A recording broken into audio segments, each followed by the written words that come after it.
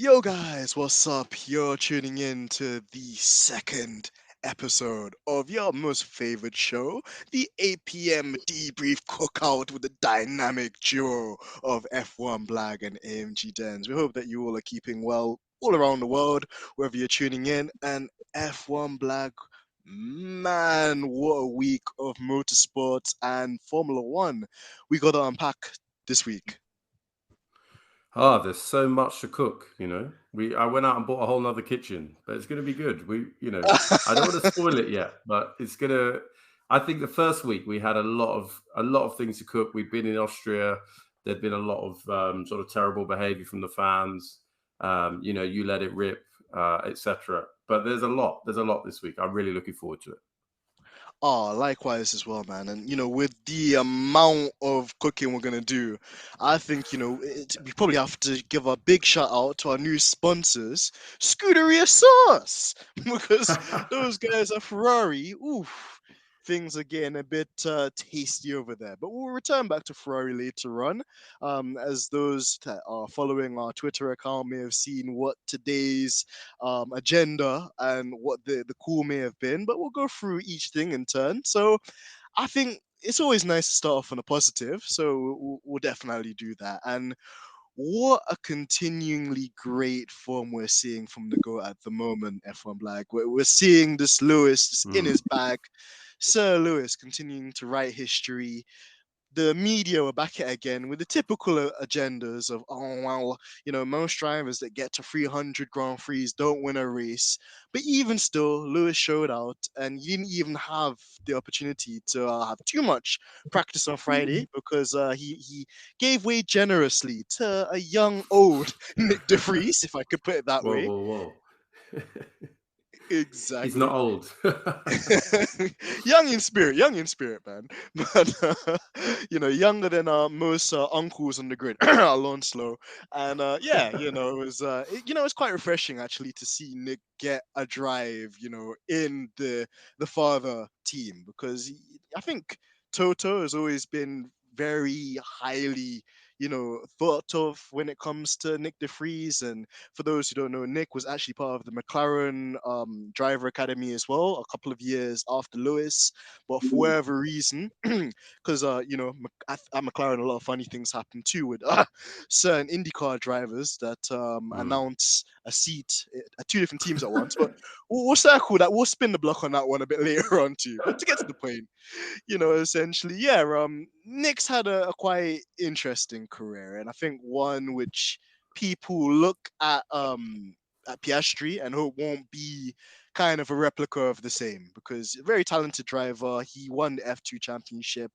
He went away and absolutely dominated the Formula E as part of the Mercedes-Benz program.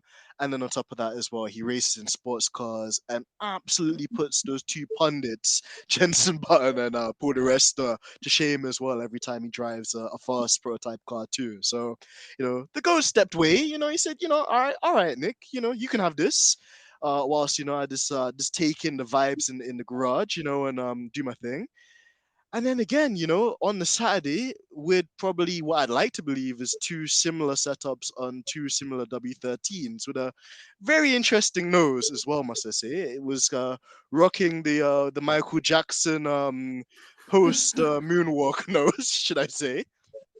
But Lewis qualified well in P4, Russell in P6. And then what can I say? Just had an electric start. There's lots of people out there that say that Lewis's starts, they're not up to par. But I don't know which Lewis they're watching because Lewis Hamilton is electric when it comes to his starts. You would have thought that the Formula One cars were actually like fully hybrid these days or completely electric. So, he has a great start. He absolutely gaps Sergio Perez, which is also somebody on our cooking list today, and then continues to match Max in the first sector. But due to the lack of top speed the W13 has, unfortunately, wasn't able to put that charge on Max that I think he would have loved to put on Max. But ultimately, starting from fourth place and finishing second, and then revealing to us all that he lost 3 kilos as he had no drink system for the entire race.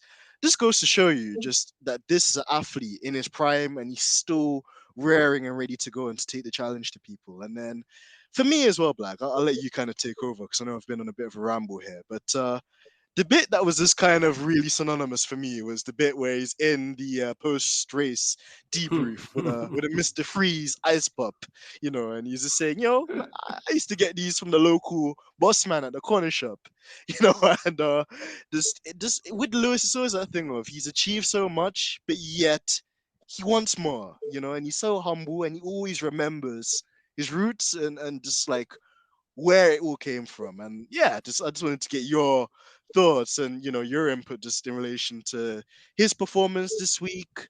Also, I think we have to give a huge shout out to George for his charge on a certain Red Bull driver, which we'll come to shortly. And yeah, they're making the most of, again, a subpar package. Yeah, I mean, if you look at, I think it's the last 4 races, Lewis has scored the second highest number of points.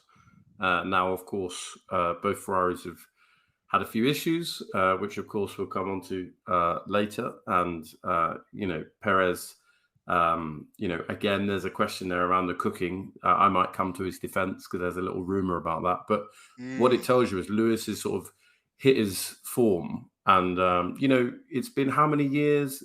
You see Lewis start the season, he's getting used to the new car.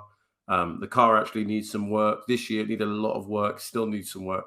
In the second half of the season, Lewis just hits another gear. And I feel like we've seen that probably since Canada, or forget Spain, but, probably since Canada, that run that he's put together, the points he scored. And then at the Grand Prix, I mean, if you look at qualifying, he was probably just about as close to Perez, who's, theoretically driving the fastest car on the grid, as he was to Russell. So, in fact, no, he was closer. So, Lewis put how many tenths is it? 4 tenths on Russell, and he was 4 tenths off of Perez. So he's really getting the most out of the car. And then during the race, this is the difference between the start of the season and this part of the season. You almost get a little bit of cushioning if you're not qualifying, below 5th, let's say.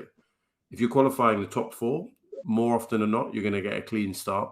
You're not going to be interfered with by, an annoying Haas who's trying to cut in on the outside.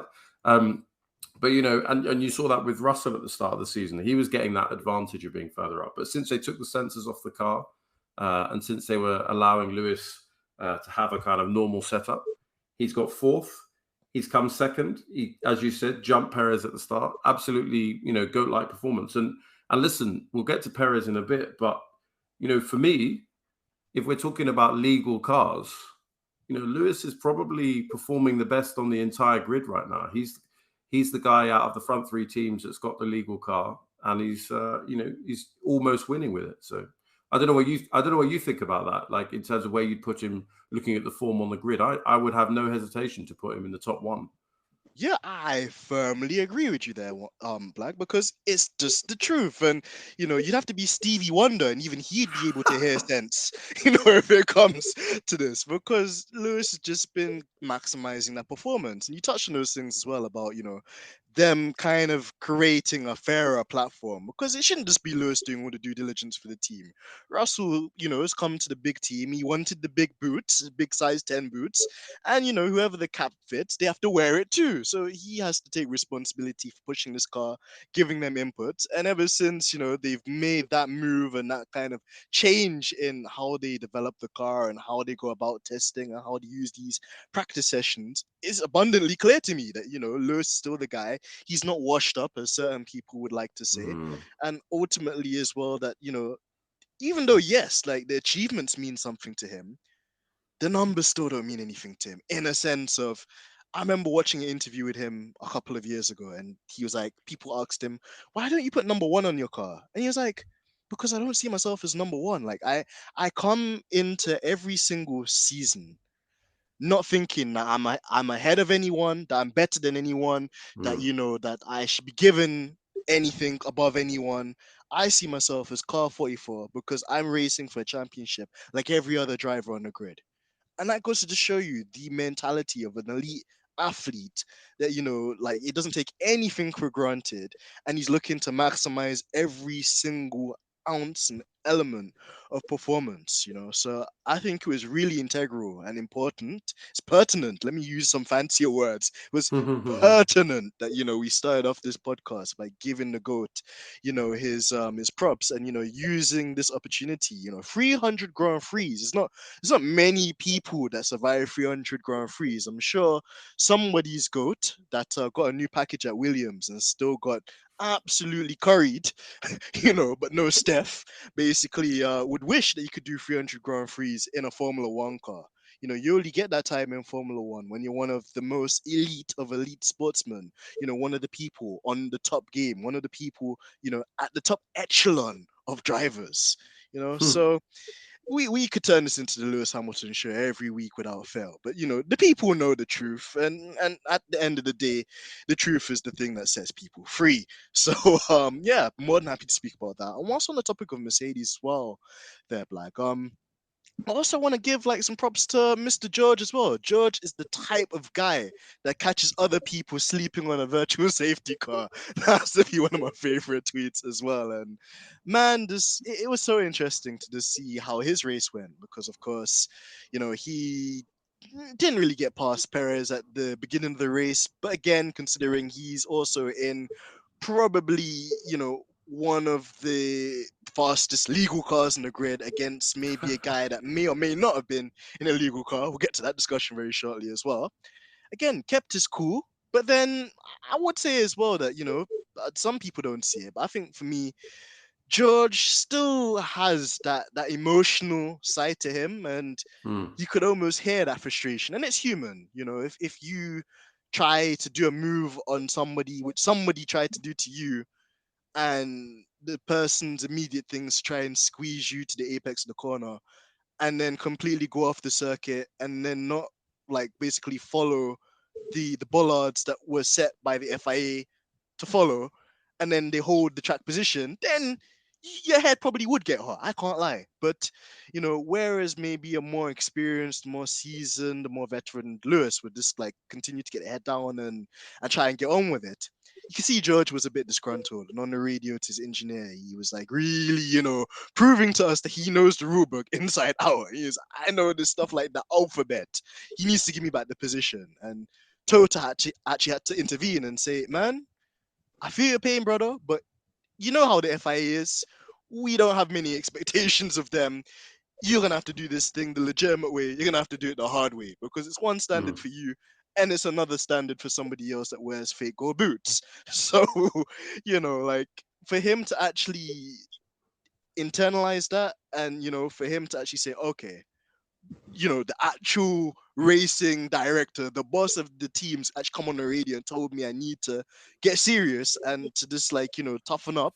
And he took it personally because my God, that move he did on Sergio Perez on the virtual safety car was just a move of brilliance because he kept accelerating and then braking. And then I think he was playing with the delta because essentially, I know for most people that understand the rules in Formula One, when you have a virtual safety car, you have a delta, which you obviously have to stick to, but there's no rule on going below that delta. So of course, if you slow down a little bit and you can calculate when the virtual safety car is going to end, you can essentially get the delta up to about 2 seconds and then fully get on the gas and accelerate in anticipation that the virtual safety car is going to end.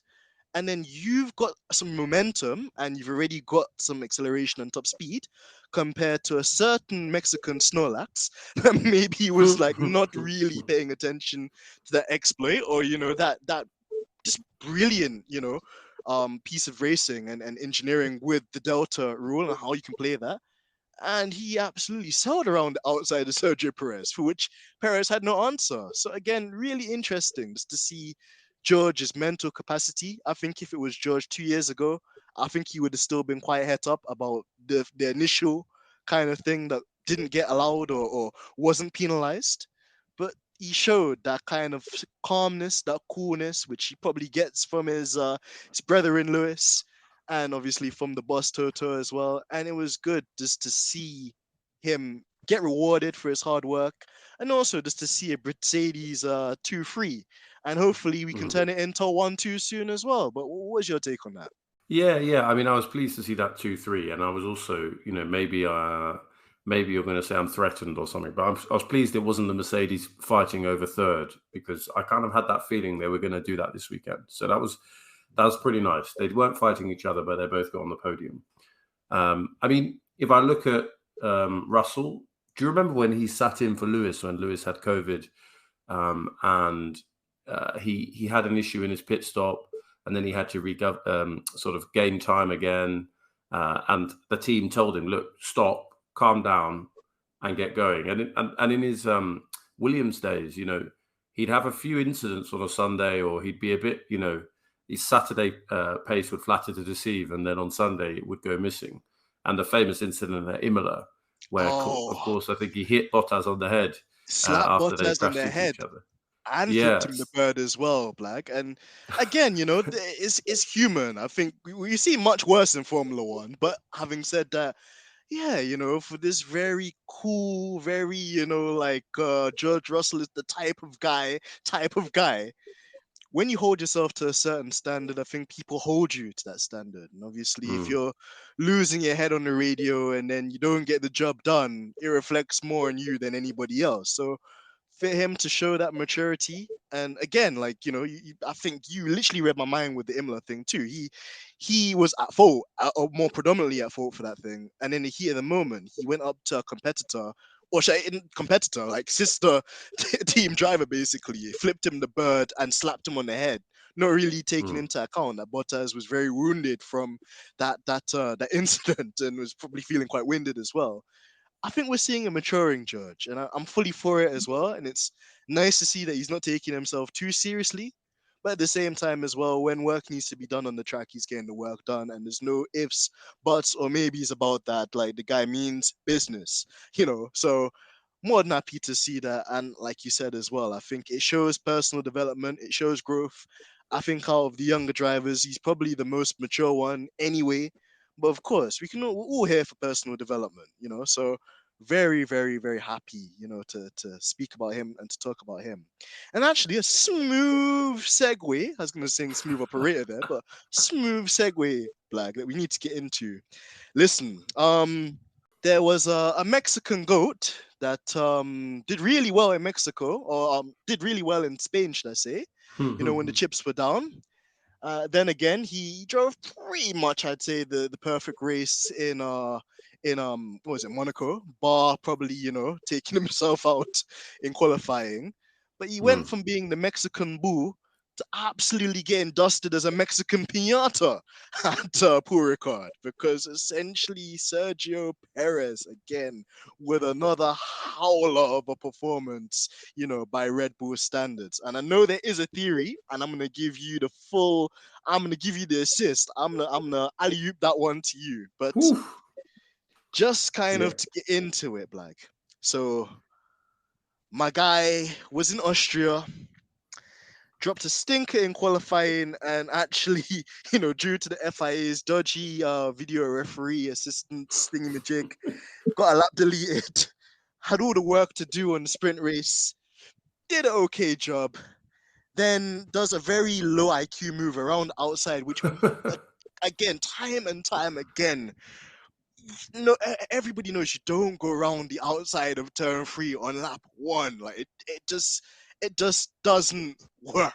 And then okay, you say, all right, he's had a rough time, but he's got a new contract. Come on, this surely should give him the energy he needs to push on and to help Red Bull, secure this championship. Because my God, it'd be a real shame if Max had to do it all on his own.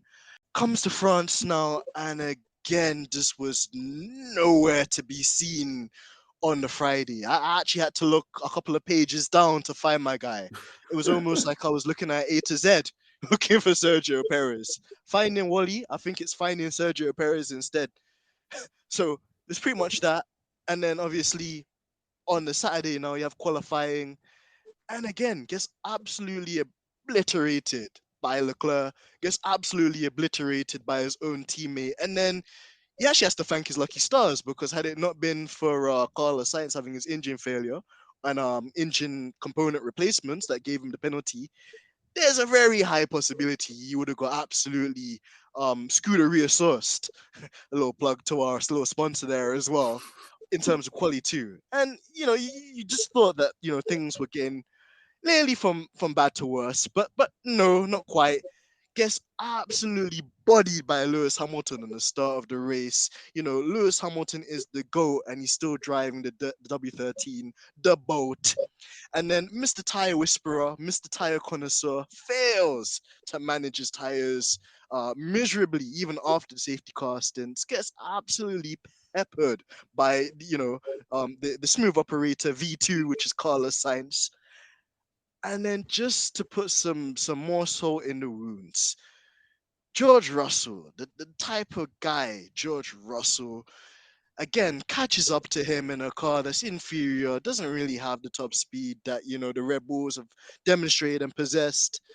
He gets desperate, basically squeezes George Russell to the apex, although I do feel that George Russell's move was a bit late, but so was Sergio Perez's in Austria, to be fair. And then he was what was he doing on the virtual safety car, man? Like, I don't know if he was, he had his night nurse. Shout out to Gregory Isaacs. Night nurse. Ding. I don't know if it was night nurse. I don't know if it was Milo. He was completely knocked out for the count. Like a boxer in the 90s, probably in the ring with Mike Tyson. He was asleep on a safety car restart. Because what was that? And then in a week where essentially Red Bull needed to get a 1-2, because Charles had done a Charles, which again, unfortunately, we have to touch on this episode. And then it was basically damage limitation for Sainz. Sergio just flattered to deceive. Just again finishes off the top. He finishes off the podium places, and there's no real explanation.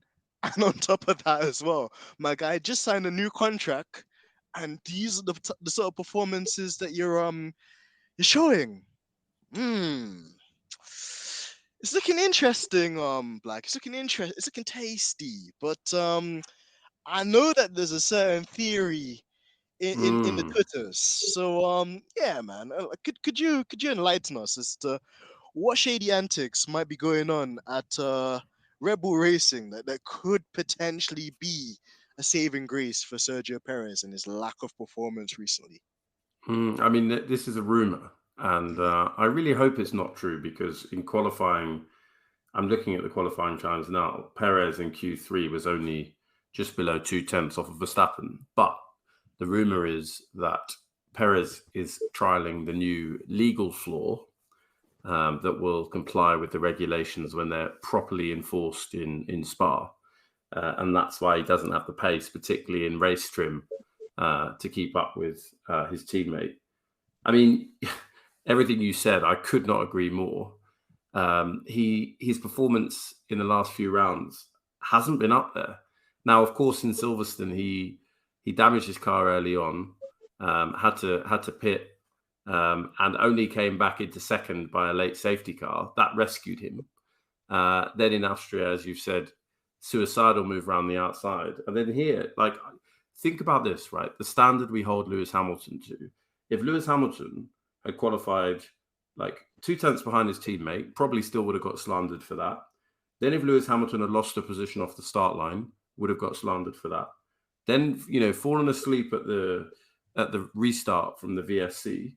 I mean, yeah, the whole thing, absolutely poor performance. I've got a soft spot for Checo. I really loved him in the Pink Panther when he was, saving the team, saving 400 jobs, winning their first race for a long, long time.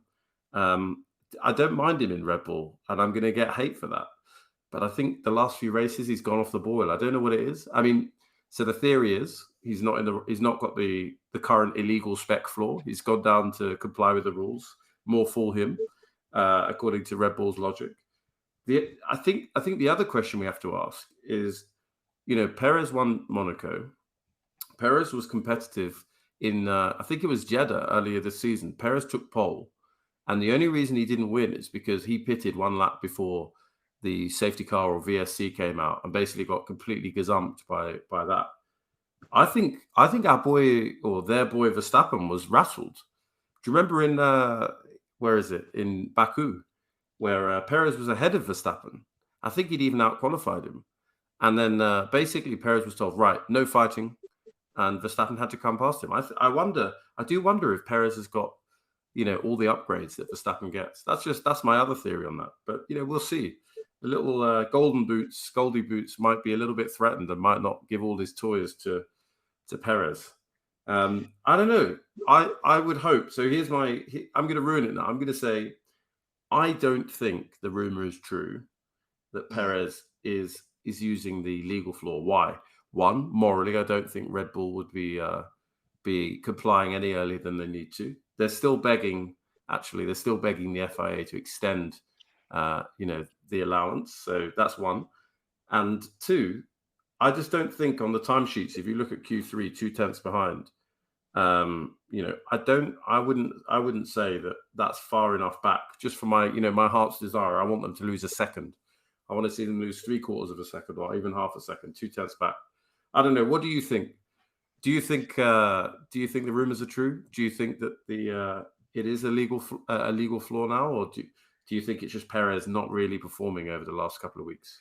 Well, Black, I'm glad you gave me the ball back, man, because I'm gonna do an absolute Wayne Rooney bicycle kick on this job. Because you see, it's an interesting one with El Perez, because when you sign the contract for Red Bull, you're essentially selling your soul. You're selling your soul to the devil. So if you sell your soul, I don't know how much compassion and how much empathy we can have for you, man. And then I know our boss, I know Georgina. She's still rattled after the very, very, very touching evidence that surfaced of a certain El Perez living up his best life whilst his just newborn baby was given born to by his wife. It's not looking too good, F1BLAG. It's not looking too good. You got Koi in 4K, my brother. But to kind of keep it on Formula One now. Yeah, it's interesting because with Red Bull, you could never tell. And like I said, he sold his soul to Red Bull, and they could put any stipulation in his contract to do whatever the hell they like because they got him under contract. They got him by his Red Bull, no pun intended. And then when you think about it as well, this isn't the first time Sergio's complained about the recent development of the RB18. Even in Silverstone, he came in and he said, guys, development of the car is going away from me, which I think gives you the answer you need to know right there and then. Because we heard this kind of thing from the pundits at the beginning of the season where they were saying, well, Perez is much better at driving a car with understeer. Generally, understeer is also kind of what helps tires live a lot longer, because when you have a car that generates a lot of downforce, you're putting a lot of load through the tires. If you got a car that doesn't generate so much downforce, it's not putting as much load through the tires, therefore you don't work the tires as hard. We know that Pirelli tires melt like chewing gum, so that's not to be, to be surprised by. But of course, Red Bull know that Ferrari, at least in terms of the performance of their car, are not messing about.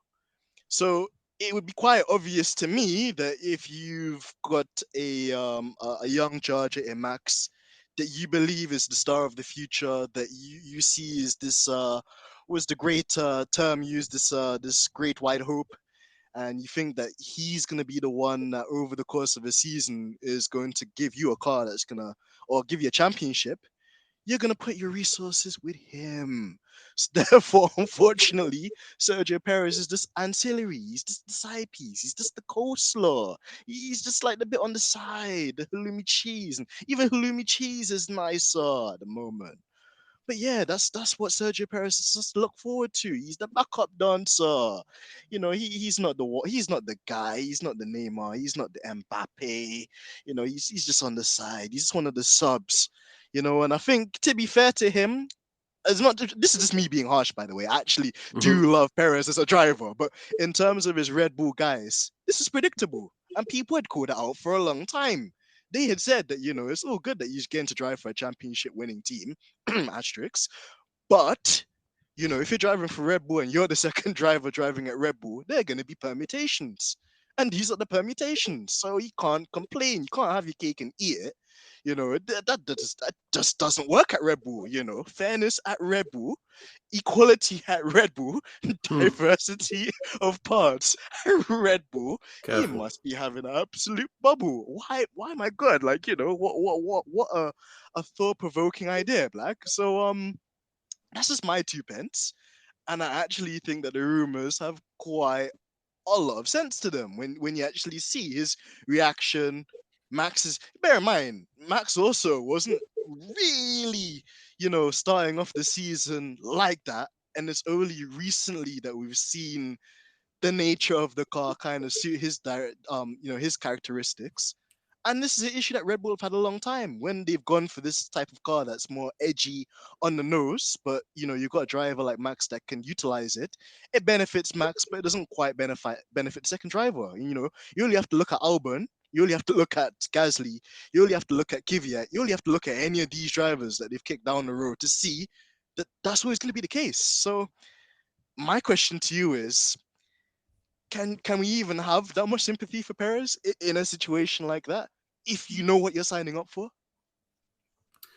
Well, I mean, I'm too nice a guy, and I'm staying mellow because we've got to get to that Ferrari bit, and when we get, then I'm going to unleash. But I don't feel sorry for Perez in the sense that ultimately talent should shine through. I think if you have a car at your disposal, more or less, that should be able to compete.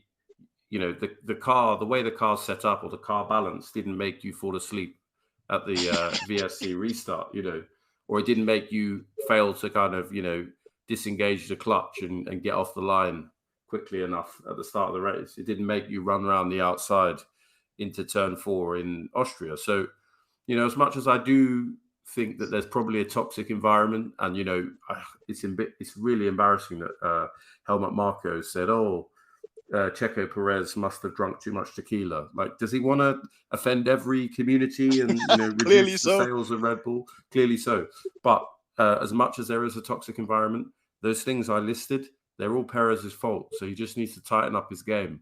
Get those starts, those restarts, those maneuvers correct, and then he'll be at least second in the championship. When I look at the championship, that they both retired right at the end of the Bahrain Grand Prix, right? So they started one race behind. Let's put it that way. Yeah. Perez is third. He's only 7 points behind Leclerc in the championship. He could be second already. He should be second already. Anyone that tells me this Red Bull isn't the fastest car, overall, the fastest package, the fastest illegal package, is having a laugh. So, I don't feel sorry for him on the whole. I'm still a nice guy. I have a little bit of sympathy, but no, he's made all these mistakes himself. That's my view. Yeah, and I think that's a fair view of Blag, and I 100% agree with you on that as well. And I'm in the same camp, love the guy, don't love the employer he works for. And, when you're working for that employer, you got to take the rough with the smooth. And if you're not the smooth operator, then that's what you have to deal with, because that's just what it comes down to at the end of the day. Perez knew what he's getting himself into. And for that reason alone, if somebody was to give him the donkey of the day for yesterday's performance, I wouldn't even feel too half-assed. I'd have to agree with them, because, he's not producing drives he should be producing, A, and B, even if they're not in identical cars. Where was this sympathy and compassion for Lewis when Lewis had to drive a car that was more radical than the one that George had to drive? And on the topic of that, I don't care what anyone says. Lewis Hamilton will win races he shouldn't win. Lewis Hamilton will win races on free tires. Lewis Hamilton will win races on splinters. Pirelli don't even offer splinters. Lewis is just so amazing. He actually invented and made splinters. Lewis is the type. Forget George, the type of guy. Lewis is the type of guy that with a car that shouldn't even be in the top 3, top 5, he's spraying champagne. I'm seeing armpits 4 weeks in a row.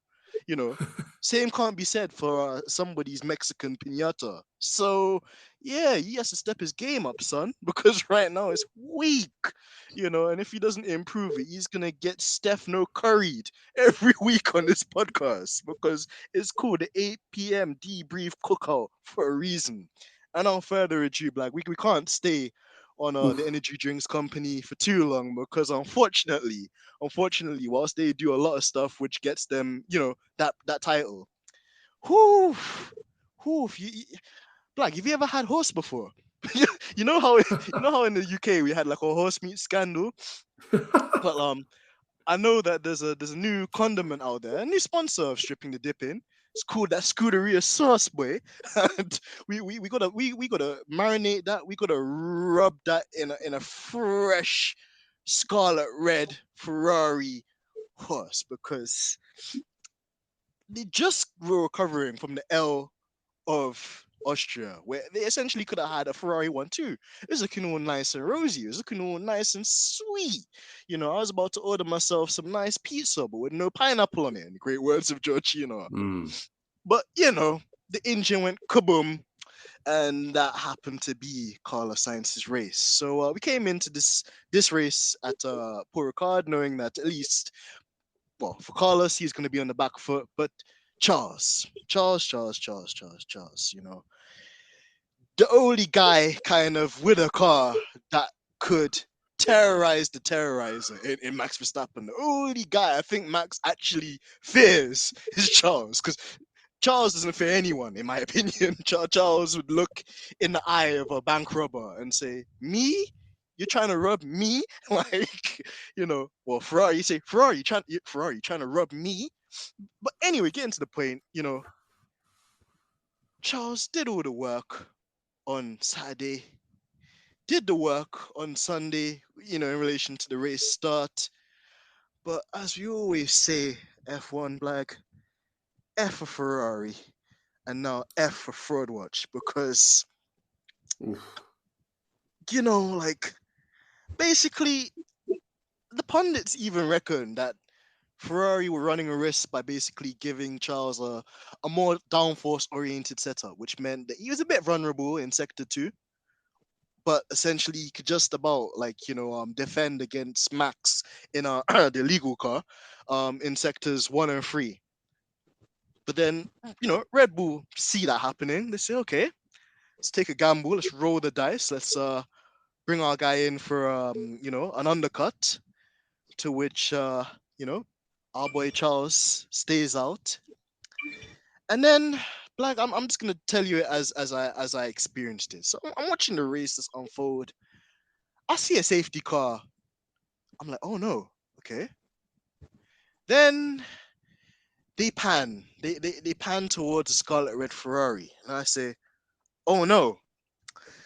And then I see one of the tires, and if I remember correctly, Sainz was very brave and actually decided to start the race on the hard tires.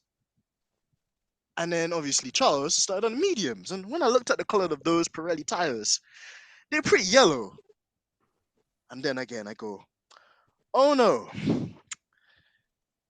And then I just see a broken Charles Leclerc in his car on the radio, breathing very, very, very just like despondently almost. And just that scream alone, just it haunted me.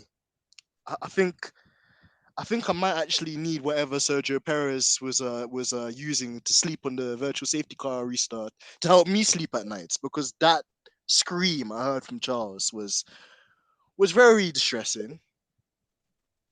And then what was even more bizarre about it? So for whatever reason, whether it's mechanical with the car, whether it was just driver error, he's gone in nose first with the car, but it doesn't really seem that the suspension has taken a knock or anything. So in theory, one would think that you could find reverse the car, and then perhaps resalvage what should have been 25 points. But in such a competitive car, you still might be able to get some points. Charles says that something with the throttle. Engineer says something which was completely incomprehensible, as most things on the Ferrari strategy wall are. And his race is over. And then I was like, okay, that's the howler. That's the howler right there. Scuderia sauce, F for Ferrari, F for Fraud Watch. Okay, got it. That's the agenda we're running with this week. But no.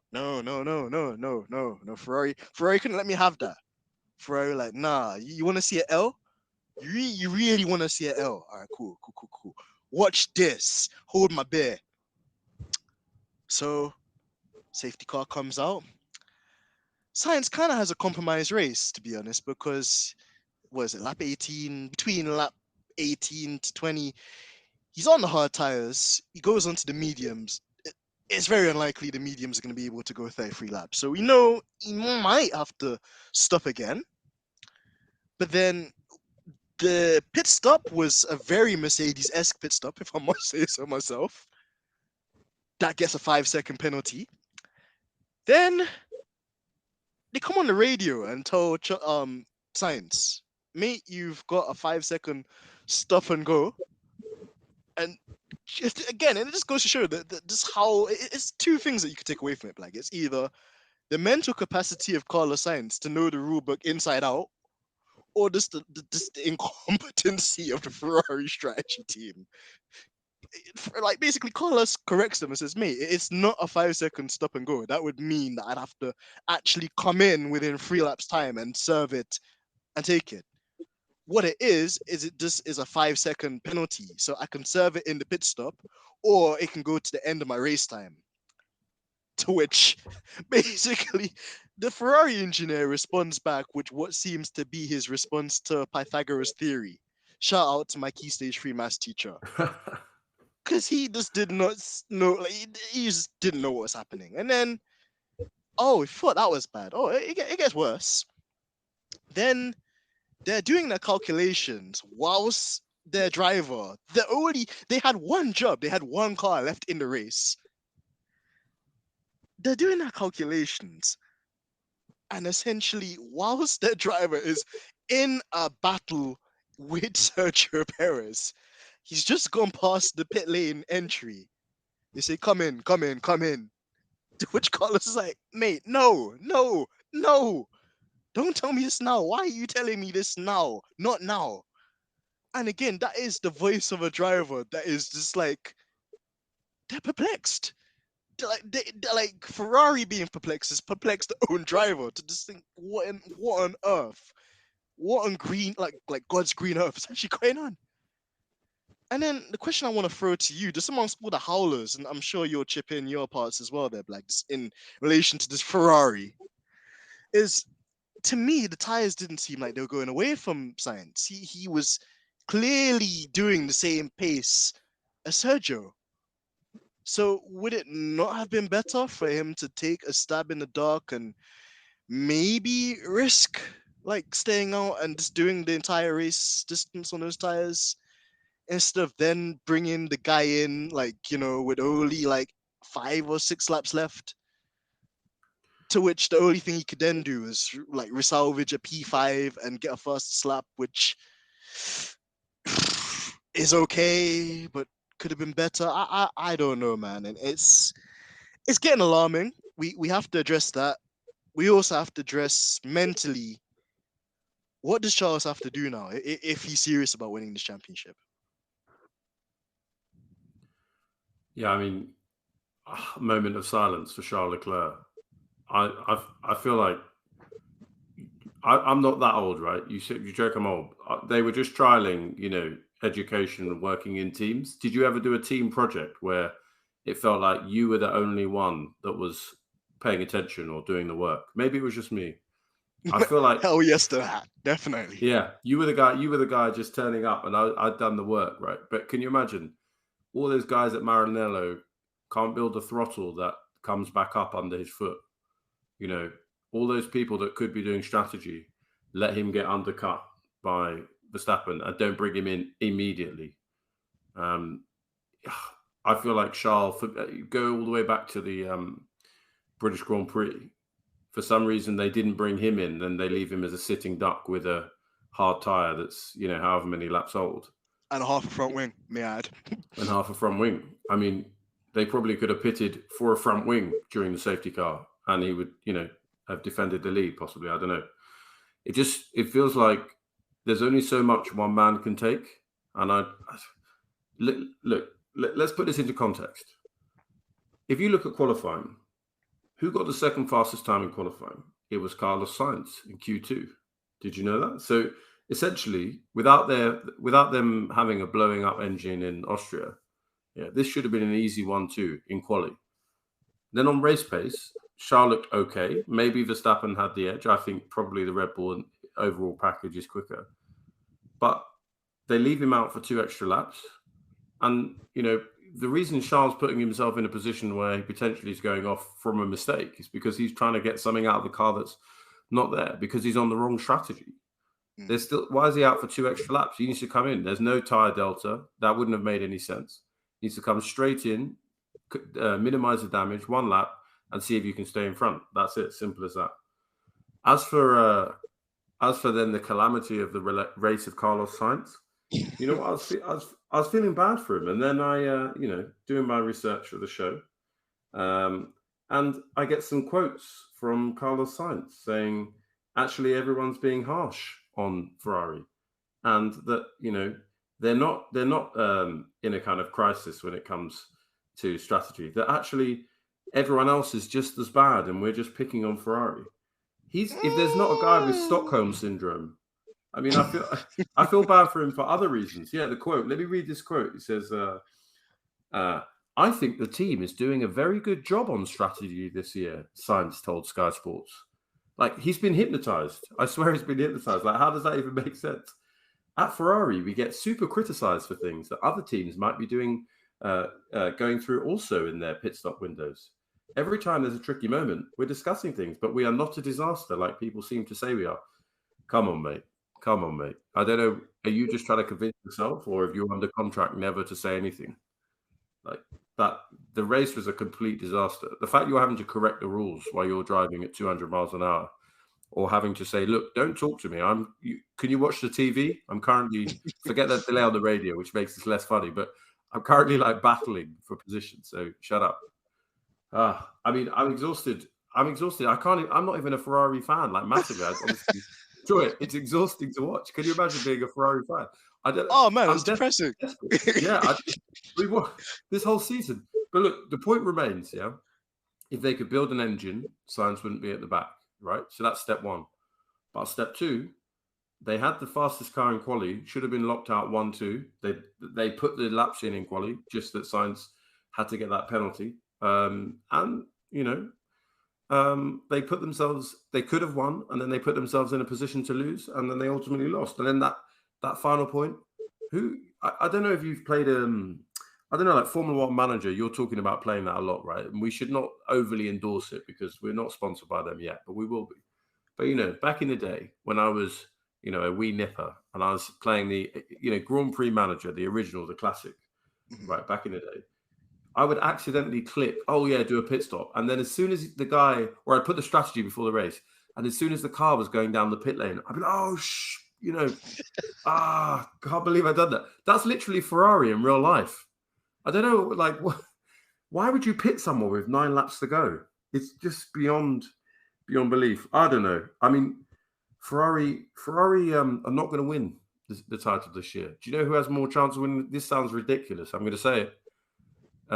Lewis Hamilton has more chance of winning the titles this year than Leclerc or Sainz. All right, that's just, I'm going to say it. And he's in 6th or something in the championship, because Ferrari are not going to get their act together. They're going to lose a bit of time because of this flaw, and they've had the fastest car on certain occasions and they've not maximized it. And it's an embarrassment. And I feel bad. We were talking to Ed Foster the other day, and we were sort of agreeing, look, this Schumacher, Braun, Todd era was the anomaly. Yeah, we keep thinking, Ferrari were good and they're going through a bad spell. No, the bad spell is Ferrari. It was a good spell when Schumacher's there. I don't know. Stop me, because I'm just so exhausted. You're just like, you're speaking absolutely facts there, man. And for me, it just feels like I just have to stretch on this, because it's week in, week out, and whilst I think Charles also does need to take some accountability, and it's not a thing where you're going to get away with making mistakes when you already know that you have a car that's not reliable, and then you have a team that's not great with strategy either. So you really need to be and this is the thing. This is I don't like when people do this whole greatest of all time and they try and compare Michael and they try and compare Lewis. I think that people should be able to appreciate both of them in their own periods of time. But people should respect Michael because as you're actually like saying, like the anomaly actually is them. And with the combination of John Todd, with the combination of Ross Brawn, with the combination of Rory Byrne and Michael Schumacher, all that one, they brought that level-headedness, that coolness, and I could see that Bonotto's trying a B-Tech like, but for his own good. For his own good. Honestly, Black, for his own good, he needs to do something because soon his head will be on a skillet. He'll be the one on a Barbie shrimp soon because he'll be the one with Michael Massey, with his P45, applying for that universal credit and that because it's just not on. And Red Bull, as much as we give them slack and they fully deserve that slack, they come in. Did they do something dodgy with the rules? Perhaps. But were they fighting for a championship last year? Yes. Did they spend a lot of their resources last year trying to secure that championship? Yes. Have they come this year with a competitive car? Yes. So if Red Bull can do it, if Mercedes in the process of doing it, and they've basically been at the front, they've been, spending all these resources, they've had to, continue to redevelop themselves. Why can't Ferrari do it when they've had time, And I'm just saying it from now, Black. I'm just putting it out there from now. Anyhow, Ferrari do not win this championship, my God, hell will freeze over. Because there won't be a good enough excuse for it. There will never be a good enough excuse for it. And in the great words of Luca de Montezemolo, the ex Ferrari president, you mentioned it. If Lewis Hamilton was driving for Ferrari, they'd be winning championships. There'd be no ifs, buts, or maybes. But you can't just rely on individual brilliance. You're seeing that at the moment at Mercedes, where you've got two phenomenal drivers. You've got the greatest of all time in one of the drivers, but you cannot rely on individual brilliance. But that's not the case at Ferrari. They've got a car. On its day, it can perform. On its day, it could make the RB18 look like, like the RB1. It can make it look like a completely, irrelevant Red Bull. Because in Austria, in their own backyard, Max Verstappen got packed in front of those orange twats. So it's not even the case. It's not even the case where like they're struggling for performance. They have to take risk with the drivers and give Lewis, or let me say Lewis, give Leclerc one setup and give Carlos a radical setup so they can go in two different directions and see which one's faster. They got no excuse, And if they don't win the championship this year, it's not because the car wasn't good enough. It wasn't because the drivers weren't good enough. It's because the culture wasn't good enough, and they let themselves down. The FIA didn't let them down. The FIA didn't rob them of a championship. Red Bull didn't rob them of a championship. It's nothing like what we've experienced, within the last 12 months. It would just come down to their own incompetency, and they need to take a long, hard look at themselves. And if they don't want to take Formula One seriously, cool. Do the LMDH racing series, do the GT3 racing, sell road cars. It's cool, but you then have no more superiority than a McLaren to me.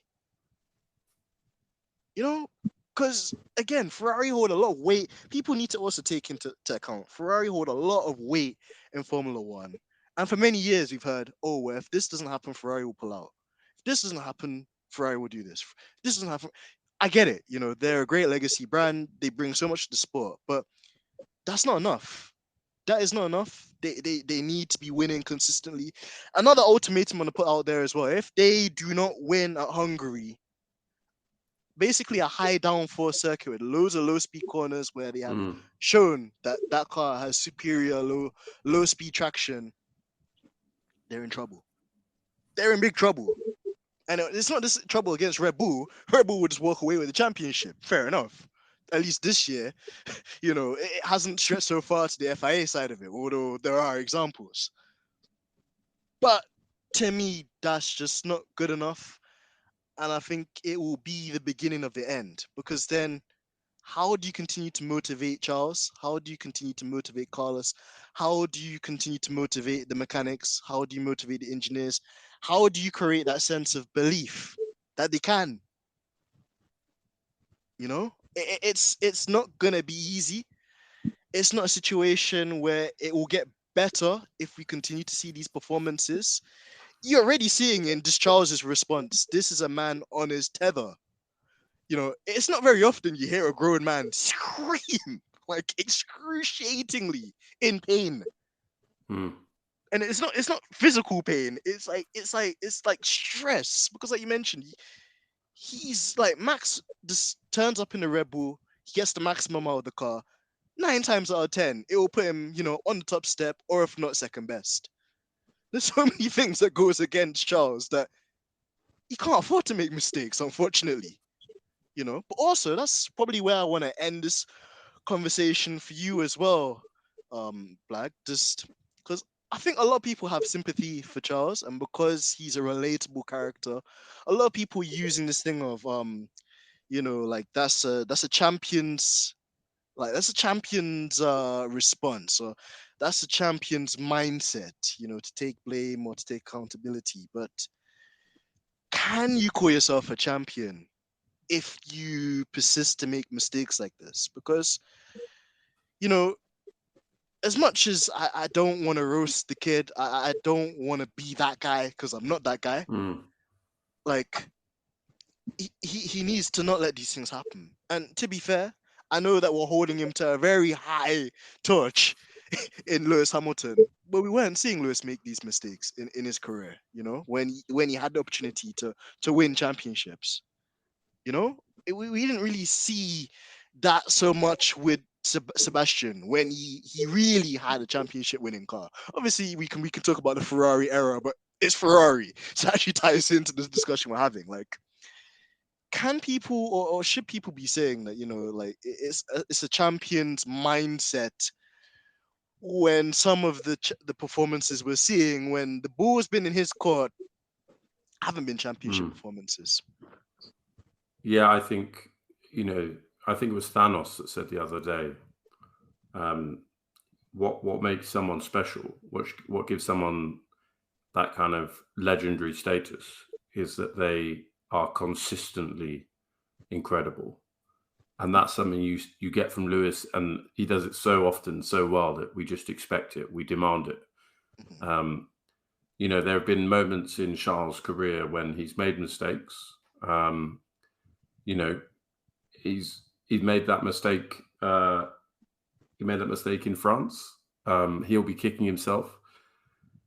I think what really, there's a side-by-side photo. What it really reminded me of is Vettel in, 2018 German Grand Prix, where Lewis started 18th, something like that, and it started to slightly, Blag, drop a bit of rain. Blag, I'm gonna chip in there. I just want you to add some more context to that too. Lewis started from 18th place because his car broke down, and even when his car broke down, he was pushing that car to the grid. Like, he completely forgot that, like, in Q3 or wherever it was, you only get like 15 minutes. So the chances of you actually being able to physically push a car from sector 2 in Hockenheim back to the pits in that limited amount of time is quite slim. But it's that championship mindset. He'd give anything. He'd give his right arm. He'd give anything, to win, to make the maximum of his tools, to try, to not let the team down. But I'll let you continue. So no. Go on. No, I agree. I think with Lewis, there's no doubt there's a champion's mindset. I'm trying to think of mistakes, big mistakes he's made. He clipped the pit lane in Russia last year. Guess what? He still won the race. He recovered it. He recovered that nicely. And again, whilst a lot of people have been telling us to roast Lando, which his time will come. His time will come. Yeah. That day, Lando Norris, in that day of history, Lando Norris should have popped his top step virginity. Oof. I don't care what anyone will tell me. The stars were aligning. Every single thing you needed to get in your favor was working that day. And again, it also comes down to experience, but then also it's the driver. It comes down to the driver because Lewis is not disobeyed his team, but gone against like team instructions because he knows when something isn't inherently right. We saw that with the drive in Turkey 2020, where they said come Exactly. I in just had that in my mind. Exactly. right. And to be fair, people would then say, well, Lewis got unlucky with let's say 2007 China, where McLaren negligently left him out, and he basically came into a pit lane on board tires. And probably from that experience, he's able to draw on that and make a better informed decision in Turkey. I hear that, but still, if you want to be a champion, those are the calls and those are the decisions you have to make. And that's the thing. Like, it's not a thing where Charles is not in a competitive car. And whilst I get you've got the Ferrari doing Ferrari things, that even means you have to be more perfect. And it's just like what my parents used to say to me, Black. Like, my parents said, you go to school, you have to work 10 times harder than certain other people to get to where you want to be. You get to university, and you have to work 10 times harder than everybody in the room to get where you need to be. You'll get a nice job. You have to work 10 times harder than all your colleagues just to get the acclaim, just to get the success, just to make the mark. And that's the thing with Charles. I think it's still early to say in his career. He hasn't even been in Formula One as long as Max in that degree. But when you see stuff like that, when you have to drive a flawless week, irregardless of whether the team are on board with you or not, you gotta perform. And that's the thing. Like, people will get onto Lewis and say, well, he's in a dominant car, blah, blah, blah, blah, blah. He still has to drive the car. He still has to maximize the performance. He still has to put the team right when the team are going wrong. And that is what's so great about Michael as well. He was able to go there. He had the mental capacity and that almost like human element to get the mechanics on board, to get them to work together. And that's the difference between what I think makes a great driver and what makes a legendary driver, because they're able to eulogize people together. They're able to just make everything, we're talking about APM debrief cookout. They got all the different flavors, all the different ingredients, and it's got a pot, and it's got the thing sizzling nicely. Got a nice little thing there, but that's the thing. So with this modern generation of drivers, I always give them credit. I think at times we do ask a lot of them, but at the same time, I think a lot of people would ask a lot of them because, they're the most privileged set of drivers that we've had in a long time, to be fair. The amount of access and the amount of tools that they have, Niki Lauda and Senna didn't have access to in their day, So, forgive us for being harsh, but I think it warrants it, So, yeah, I think to conclude it, man, my heart goes out to Charles. He deserves better. But he knows the assignment. You know that if you're in a team like that, which are gonna let you down, you need to be on your P's and Q's and get everything correct. There's not gonna be margin for failure, because the moment you fail, that's your whole thing that you've been working for gone. And unfortunately, I think, like you mentioned as well, it might be a step too far for Ferrari if they can't get everything, the reliability, the strategy, the driver like mistakes, they can't reduce that. It will be too far of a stretch. So that's my 10 cents, man. But yeah, I'll let you kind of wrap that one up too. Yeah, I mean, let me give you a pop quiz, right? Here's the test, because I don't know why I feel oddly defensive about Charles Leclerc. Who's older? We hear about Max Verstappen being young. Who's older, Charles Leclerc or Max Verstappen? Because you're asking me this question, I get a very funny feeling Max is actually the older one. Correct. Yeah, it's only 2 weeks, isn't it? But I was just looking at that. Like, so Leclerc's 24. It's going to turn 25 this year. We get all these Max fans saying, oh yeah, 24. He's got 20. How many? 27 race wins. Blah blah blah blah blah. I think Leclerc currently does flap under pressure, and there was an example of that this weekend. You've seen it a bit before, but we don't know where he's going to be when he's 30, when he's 35. We also don't know whether he's got a throttle under his foot that suddenly doesn't come up when he lifts off. And Which again, you know, that is a huge that to be fair, and I'm glad you mentioned that as well, Black, for the sake of like balance here as well. Sorry that I'm not cooking. Exactly, but no, I think we have to be rational with the cooking. We can't just flame people because it's funny to flame them. I wish we could do that, but we also, like, people hold this podcast in a high regard. We have to be somewhat responsible. It may well even be the case that something did go wrong with the throttle, but Ferrari just said, "Nah, you're not putting us in the mud. You take responsibility for it." Anyways, and he's just come out and just said, it's my fault. Although actually, some telemetry and some throttle traces might say something different. But yeah, I don't deny or I don't argue with anyone that Charles is a superstar driver, and out of the modern generation, he's one of the best. And I like him more than Max personally. I put that out there. But you're talking about solidifying greatness. If you're talking about joining a list of drivers, Schumacher, Lewis Hamilton, obviously, as well. People rate Kimi highly. That's them. There's so many. My mind went blank there because there's so many drivers that have come and gone.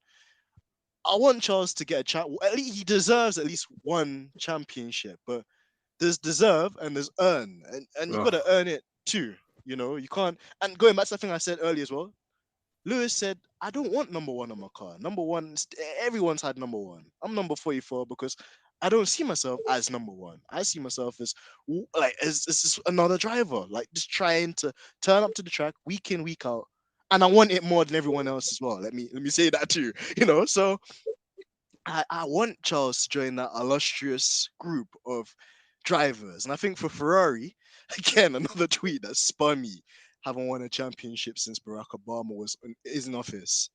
Oof. Again, that's a howler.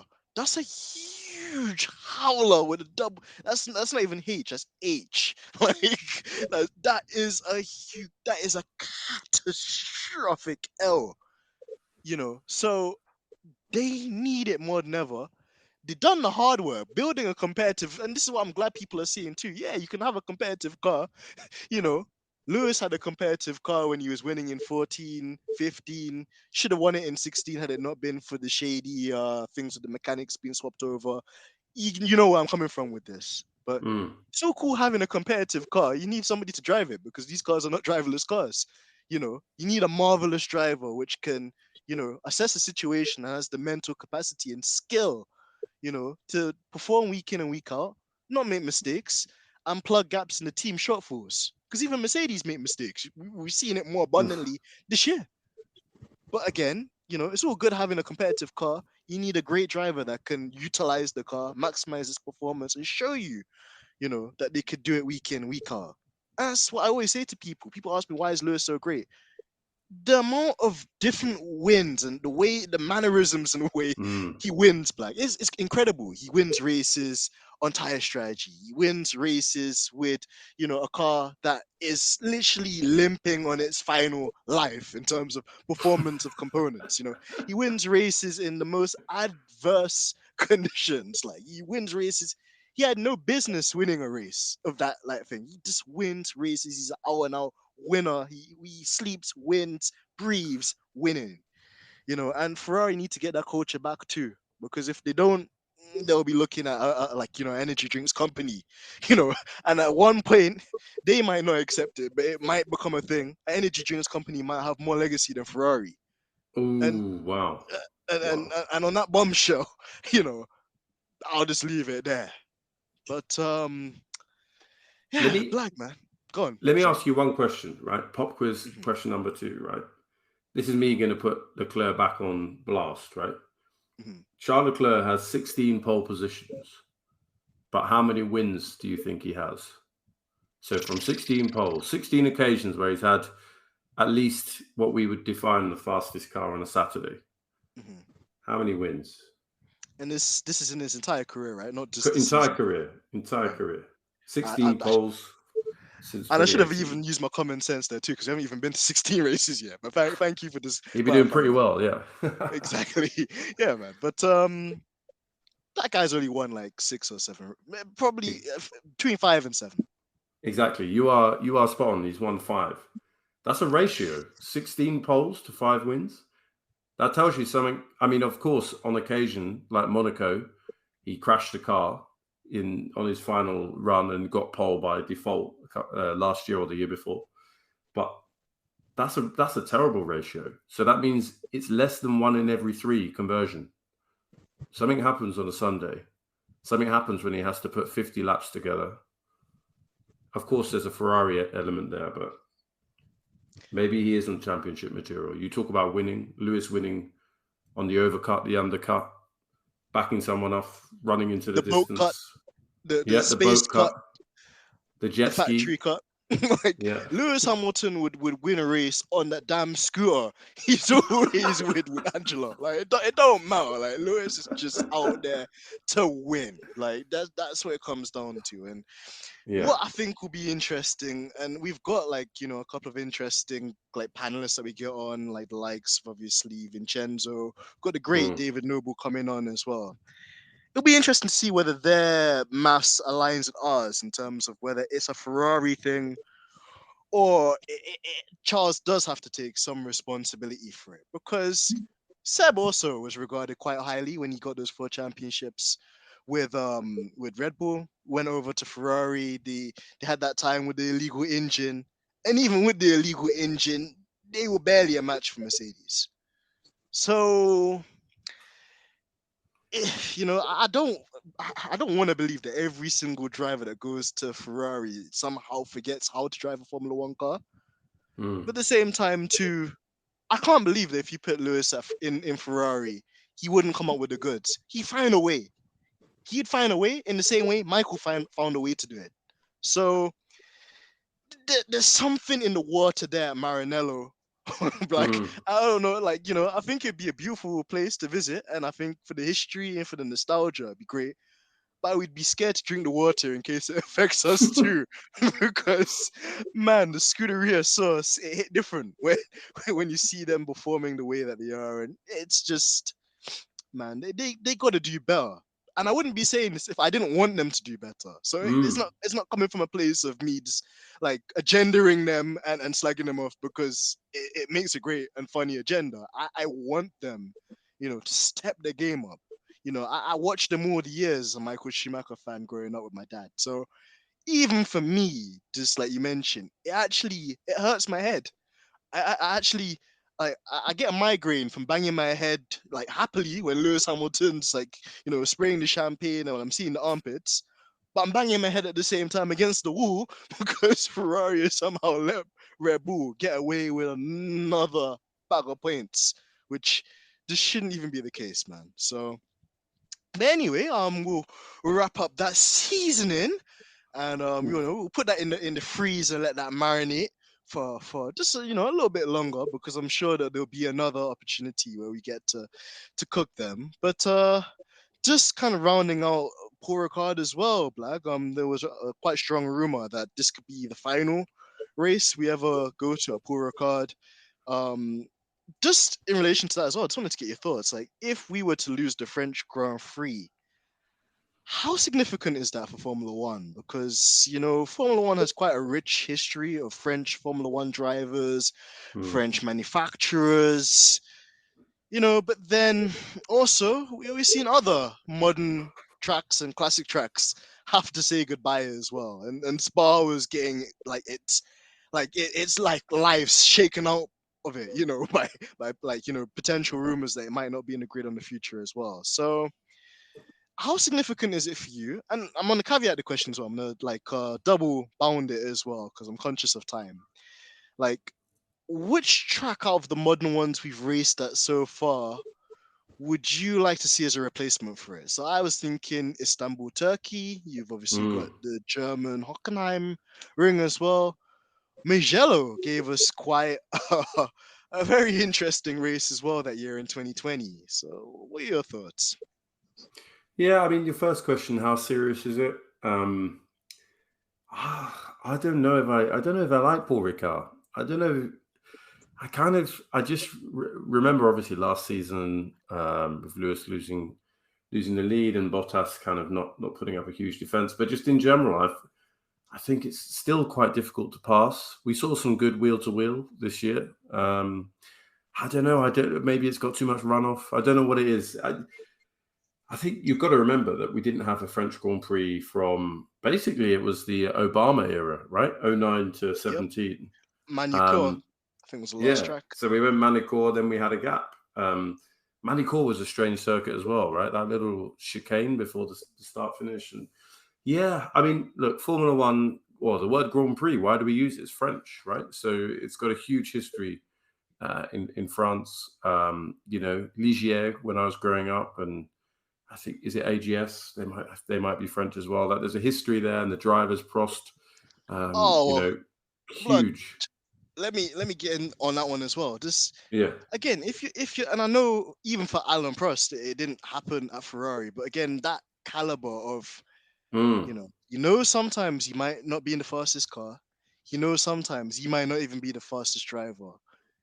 But they don't call him the professor for no reason. He knows when and where to pick his battles, and that's the mm. thing I'll mention, this like the French industry, French cars, French drivers. Yeah, like it wouldn't be nice, but at the same time as well, nobody's safe from Formula One at the moment. No. I hope that you remember as well. There was a period of time where Silverstone was having to clutch straws for a couple of years under the Bernie era because Oof. for some reason they couldn't get the sponsorship money.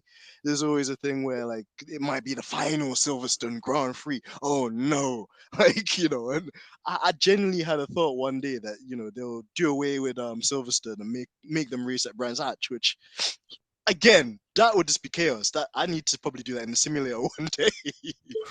Idea for the sim, but yeah, just it's interesting. But no, I'll let you continue as well. And there's two other questions kind of in that one I asked you as well. Yeah, I mean, so I'm intrigued to hear what you think about the French Grand Prix and whether you think it's classic. And in terms of replacement tracks, I mean, you stole it right out of my brain. The fact Istanbul is like not a complete slam dunk in the calendar. Always, I enjoyed Portimao when we went there.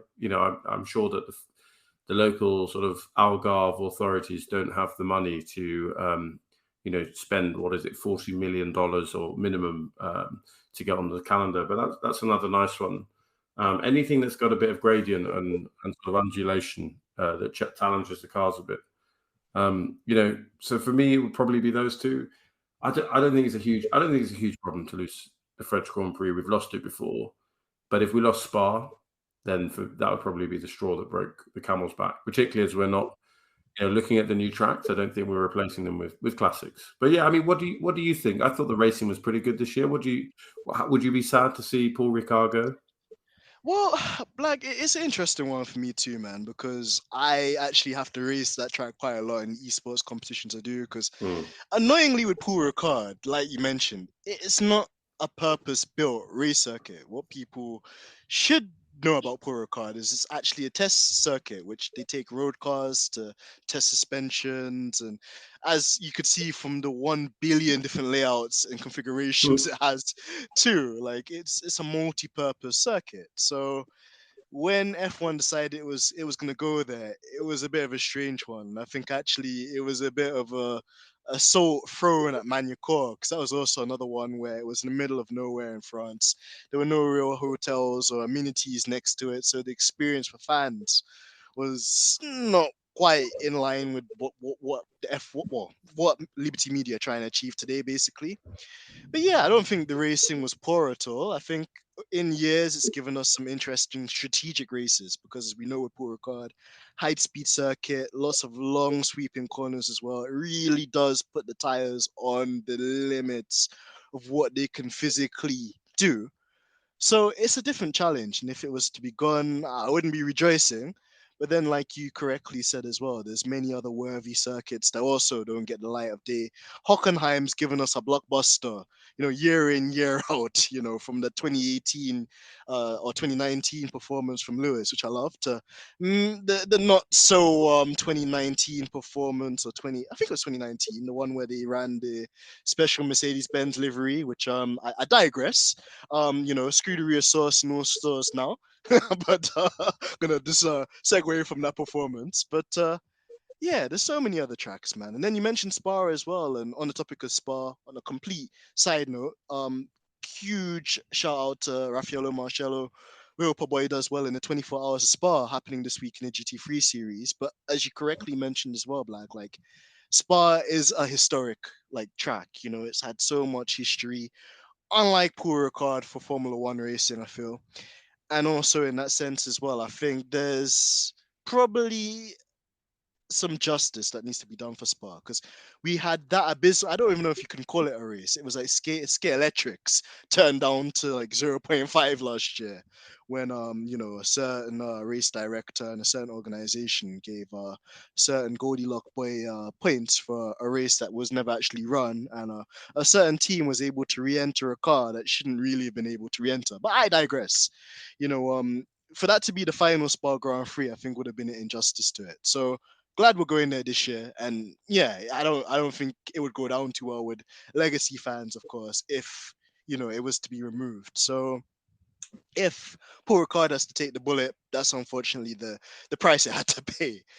So yeah, it's interesting. And then I'm just trying to think on the top of my head as well, just if there's any other circuits we haven't mentioned, and just generally, I think there's a balance to be had. We want to travel to new places. We want to bring Formula One to places it's never been before.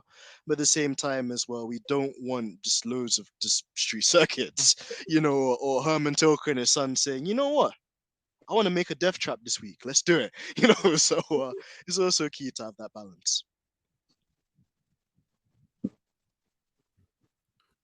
So tell me, this is a bit of a random one.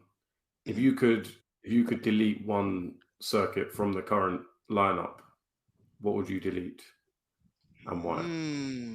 Spicy, Black. For me. I know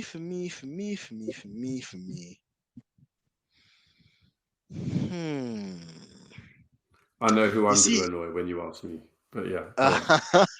Well, for me, I could do the cop out and I could say Jeddah, but I genuinely actually think, besides some of the safety concerns it's raised, there's some parts of it which are quite impressive, and I think if I was to be in the passenger seat of a Pirelli hot lap by one of the drivers experiencing that, providing it wasn't Latifi, I think I'd actually quite enjoy it. So there is that.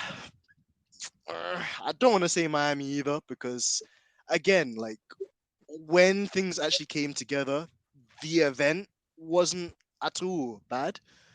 But again, what is that Mickey Mouse chicane where you've got that kind of bridge and then the wall with no tech pro? That I think is something they need to improve if they want to stay there.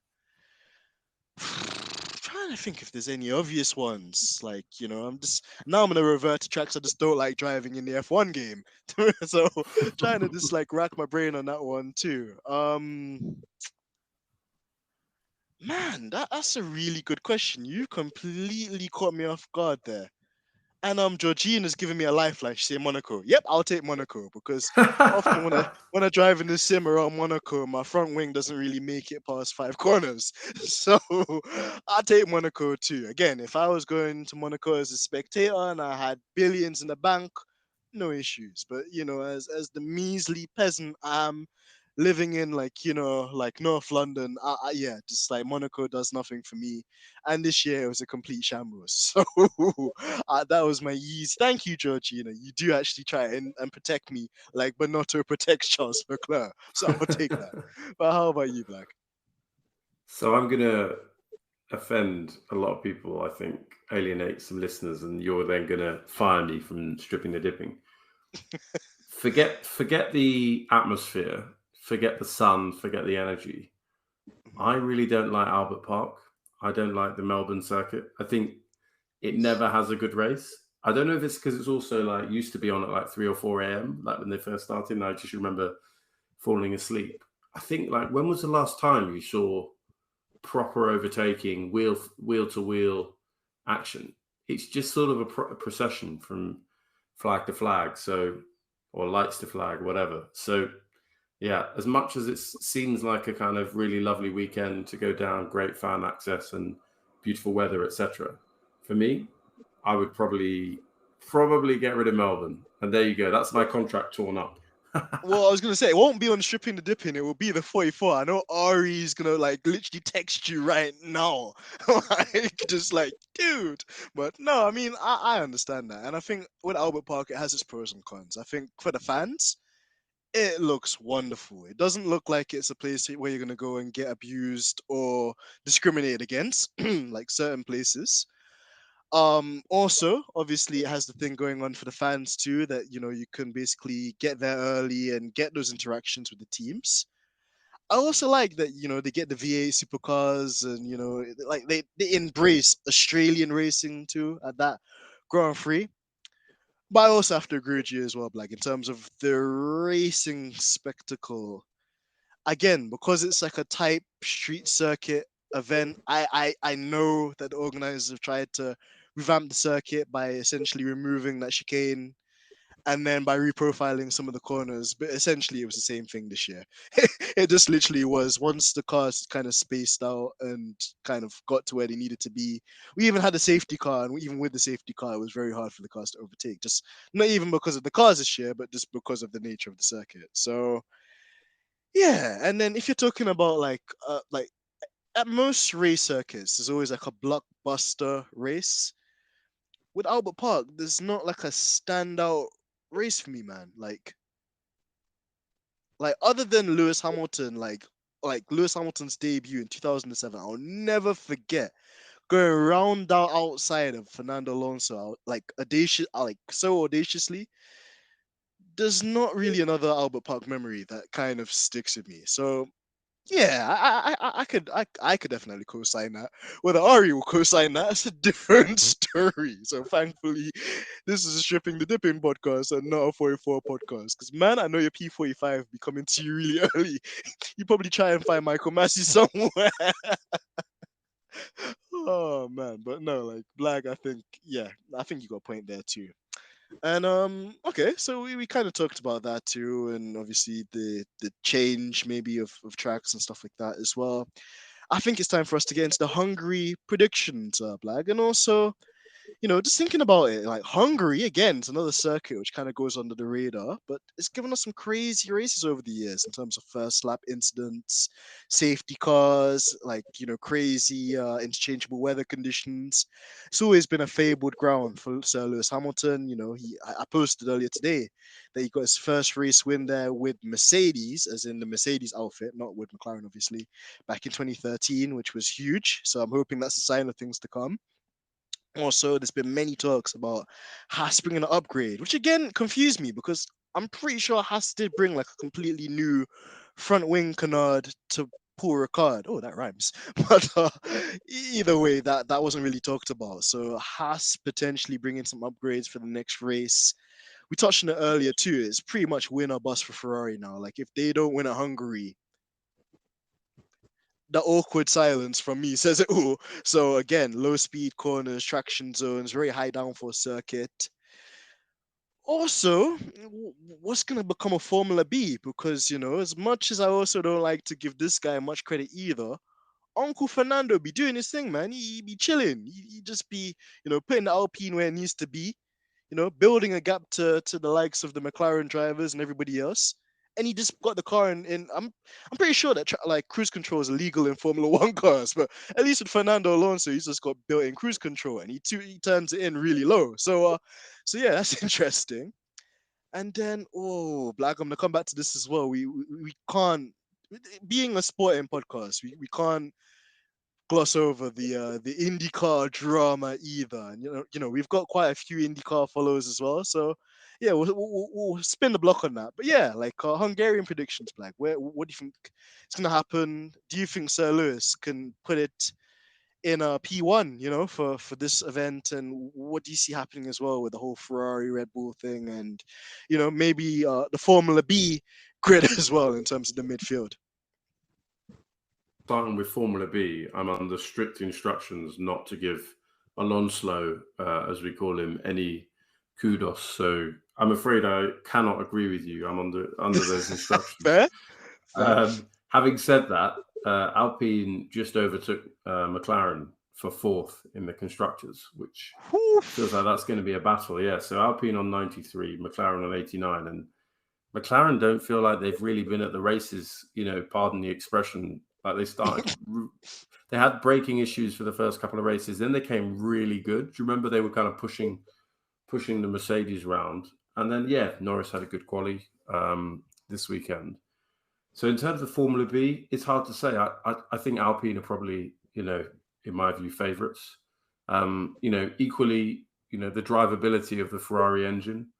We might see someone like a Haas come back into fruition this weekend. Maybe a Magnussen or a Schumacher up there. So Formula B, Alpine, and maybe the Haas's I'm going to go for.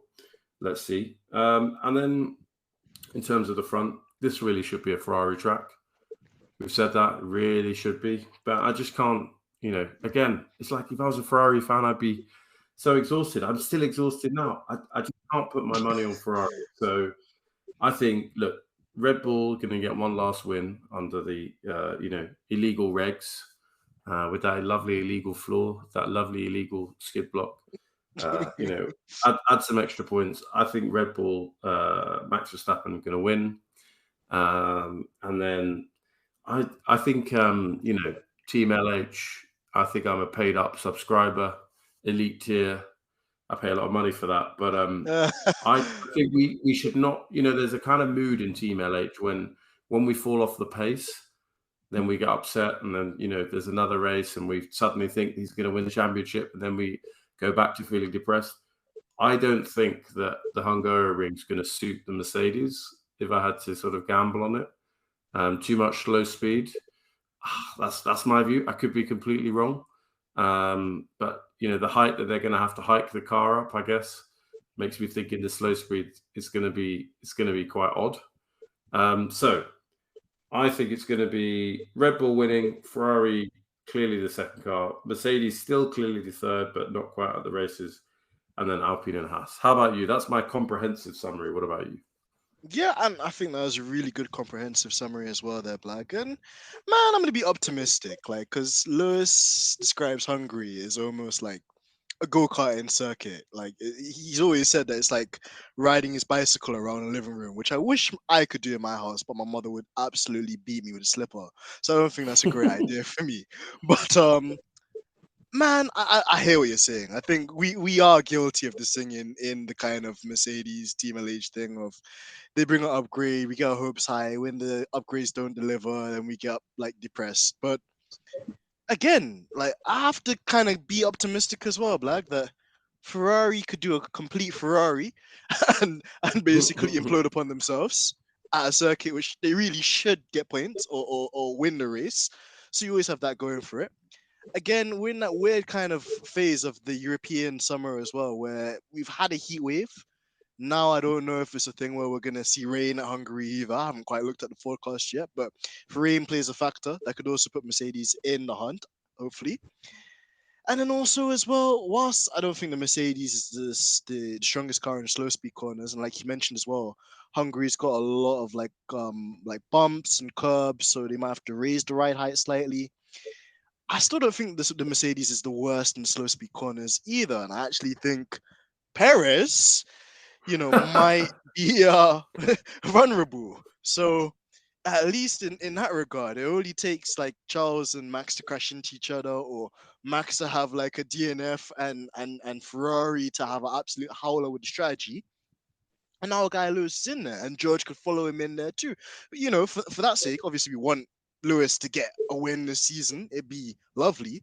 But also, how cool would it be for George, to win his first race before the end of the the start of the summer break right here in Hungary? So either of them I think would be impressive. So I'm gonna put a little faith there. I'm gonna say a little prayer, no Aretha Franklin, for a Lewis win and maybe a George Russell P3 or P2, depending on what the Ferraris do.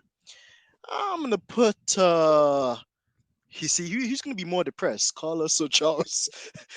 I'd like to put the least depressed driver of the two Ferrari drivers, probably P2. And then yeah, I think something will happen with the Red Bulls. I think they're gonna really struggle because not only is it a thing where it's a low, like I think they'll struggle with the low speed nature of the circuit. I think also the tire wear around Hungary can be quite aggressive, and you saw how Mercedes absolutely pulled Red Bull's pants down. I think again it was a 2018 or 19 masterclass where Lewis basically came in for the tires and basically did like what 20 qualifying laps to pass and overtake Max with still 5 laps to go. So yeah, I'm not gonna really give Red Bull that much kind of like hype for this race weekend. If anything, if they actually win the race, I'd be moderately impressed, moderately in asterisks because we know what's going on with the floor. And then, as you mentioned as well, with Formula B, it could get real tasty because I mean, again, why McLaren isn't really dominating the midfield is a question we probably need to get a McLaren fan on here at some point to explain. You got to give it to Alpine. I know that we're well, not anti Alonso, but we don't quite love Alonso's how do I even put it, man? Like it's just annoyingly slow, like race management tactics. But again, he's for a guy of his caliber, he's utilizing the maximum out of that car, and unfortunately, that is what's going to keep Piastri out of his seat, until he leaves or until another team picks young Piastri up. I hope for I hope for Piastri's sense, it's not going to be a Nick DeVries situation where he's just on the sidelines waiting for a seat and it never happens. But yeah, it's an interesting one in Formula B because Haas, if they have a clean race, could do it. Aston Martin seem to actually be understanding their package a bit more. And actually, a question I was going to ask you, Blag, as well is, did you see that last lap between Stroll and Seb? And I'm just going to put my hat in the ring as well. I kind of like what Stroll did, man. Stroll needs to have a bit of a backbone, to be honest, and actually be a bit nasty because since the upgrades came, it's been Uncle Seb that's been utilizing the maximum of it. So I didn't mind seeing a bit of like filth from Stroll there on that last lap where it literally looked like he parked it on the apex. It looked like he's looking for a parking attendant where he parked it on that apex. He completely denied his teammate Vettel a chance to even go for the final point there. But yeah, what's your thought on that too, man? That was really bizarre. Yeah, I mean, I sort of spoke a bit about that on Twitter. I think clearly it's not an illegal move. You're basically entitled not to accelerate if you don't want to. But, against a teammate, when it's your daddy's team, I don't know, it's really hard to like it. I like the move itself, but the person doing it, maybe I'm just a bit biased. So yeah, cheeky little failure to accelerate, maybe caused a bit of contact. But I kind of feel like, though, the reason I don't like it, can you imagine a debrief? Like, I don't think that there's going to be any home truths. Like Vettel will know that he's got no leverage or power in that team. He just has to kind of nod along as, Lance and Lawrence are like, yeah, great point for the team. So yeah, like the move, don't like the mover. That's probably how I am. Yeah, and that's fair as well, to be honest. I think in a way that maybe explains why Sebastian's been so frustrated lately, because there was that thing the other week of him too walking out of the FIA meeting as well, which I completely stand. And take as many fines as you need to, Seb, as well to do it. If them guys are wasting your time, storm out. We want to see it more often. But yeah, like I hear you on that one too, Black. Like it probably isn't nice for Seb because even if it was completely unjustified, his arms are tired. There's nothing that he can say that's going to change the team's mind when it's against the son of the son whose dad owns the team like officially. But having said that too, for sure, he needed to do that. There was no way he could continue to let like we always talk about in Formula One. You have to beat your teammate. That's at least like prerogative number one. So considering the recent trajectory of form, Stroll needed that. Like, Mm. in a way as well, like as much as people give Stroll a lot of flack because of his dad's position, which I get, although in this world, unfortunately, you can't really choose your dad. I would also say that I think there is there is a drive with Stroll, man. I think, I think he's championship material? No. But at the same time as well, I think, if he was in a competent car like he was with the pink Mercedes a couple of years ago, he can do a job. And actually, funnily enough, I was going back looking at some really cool qualifying laps, Blag. And one I implore you and other people to look at as well is Lance Stroll's pole lap at Istanbul, Turkey 2020 has to be one of the funniest things I've ever watched. If you want to see a car understeer, oversteer, all in one, you gotta watch that. It's almost comical the lack of grip they had that day, and even still, Lewis converted a race where just the car wasn't really with him that day, and still converted it into a race win, aka a 7-4 title that day. So says a lot, but yeah, is some of the flack Stroll gets justified? Yes, but do I think he's enemy number one in Formula One? No. Probably not. I think he's earned enough credit in the bank with the measly 2 podiums he's got, which is still more than the likes of Hulkenberg or any other mid-tier driver people like to rant and rave about. So yeah, I don't mind it, but for Aston Martin, I feel that they still need to kind of understand the car a lot more. And it's the thing as well. If this Aston Martin thing isn't making sense, I could just see them selling up to Audi. Or personally, where would I love to see Andretti buy that team? That's a good idea. I wouldn't mind seeing that. But the cost, I don't know. Maybe Lawrence Stroll would drive a hard bargain on that, but Yeah, that's true as well. And with that guy too, you'll probably put some clause in there where, if you even look at him funny, you try and get rid of his son. The mafia turn up to your house next day with Peaky Blinder caps as Seb was sporting as they did you see that feature as well? Seb was driving with Johnny Herbert in one of the original Aston Martin Grand Prix cars, pre-World War II. It's pretty funny to see that. Yeah, I mean, Johnny Herbert, I don't know if you've ever seen him drive classic cars. He's in his element, really sliding the car. It's a shame, we should start that petition to get Johnny Herbert on all F1 coverage at all times. I think he's a good guy. But yeah, watching him driving kind of a classic or original F1 Grand Prix car, stunning. Absolutely love it. Exactly, man. And like you said as well, I think with Johnny, the thing I really respect about him is his honesty, and it's not one of those situations where, I have a boss, and if it's something about my boss, I'm not gonna say it because it's my boss. Johnny just says it as it is, and I think he's the most fair, and he's consistent what he says. Whereas with Nico, this week he actually wasn't that bad, but it comes from a place I'm like, nah, something's not quite right here, or has he read some of the mean tweets or justified tweets, should I even say, that we've been making about him, and is he responding to that? So I think Johnny Herbert's the perfect guy, and yeah, it alarms me, that they bring certain people more frequently on there than they do him, Paul di Resta. But even then, just on a side note as well, did you catch that thing on the TV with Paul di Resta and David Coulthard? Oh, where he told Coulthard to be quiet. Let's put it that way. Yeah, in a very Scottish way. So yeah, and interesting to see that it runs through the bloodline with them, and long may that kind of thing continue. But yeah, it's interesting. I'm definitely looking forward to this week as well, with final race before the summer break. Before we touch on the IndyCar as well, because I know we've been teasing people with that. How would the end of the first season affect the teams going into the summer break, in your view? Yeah, it's a good question, because they have a mandatory sort of factory shutdown. So, when you see the second half of the season and how crazy the schedule looks, this is the moment when they get a bit of well-being and the work-life balance in their lives.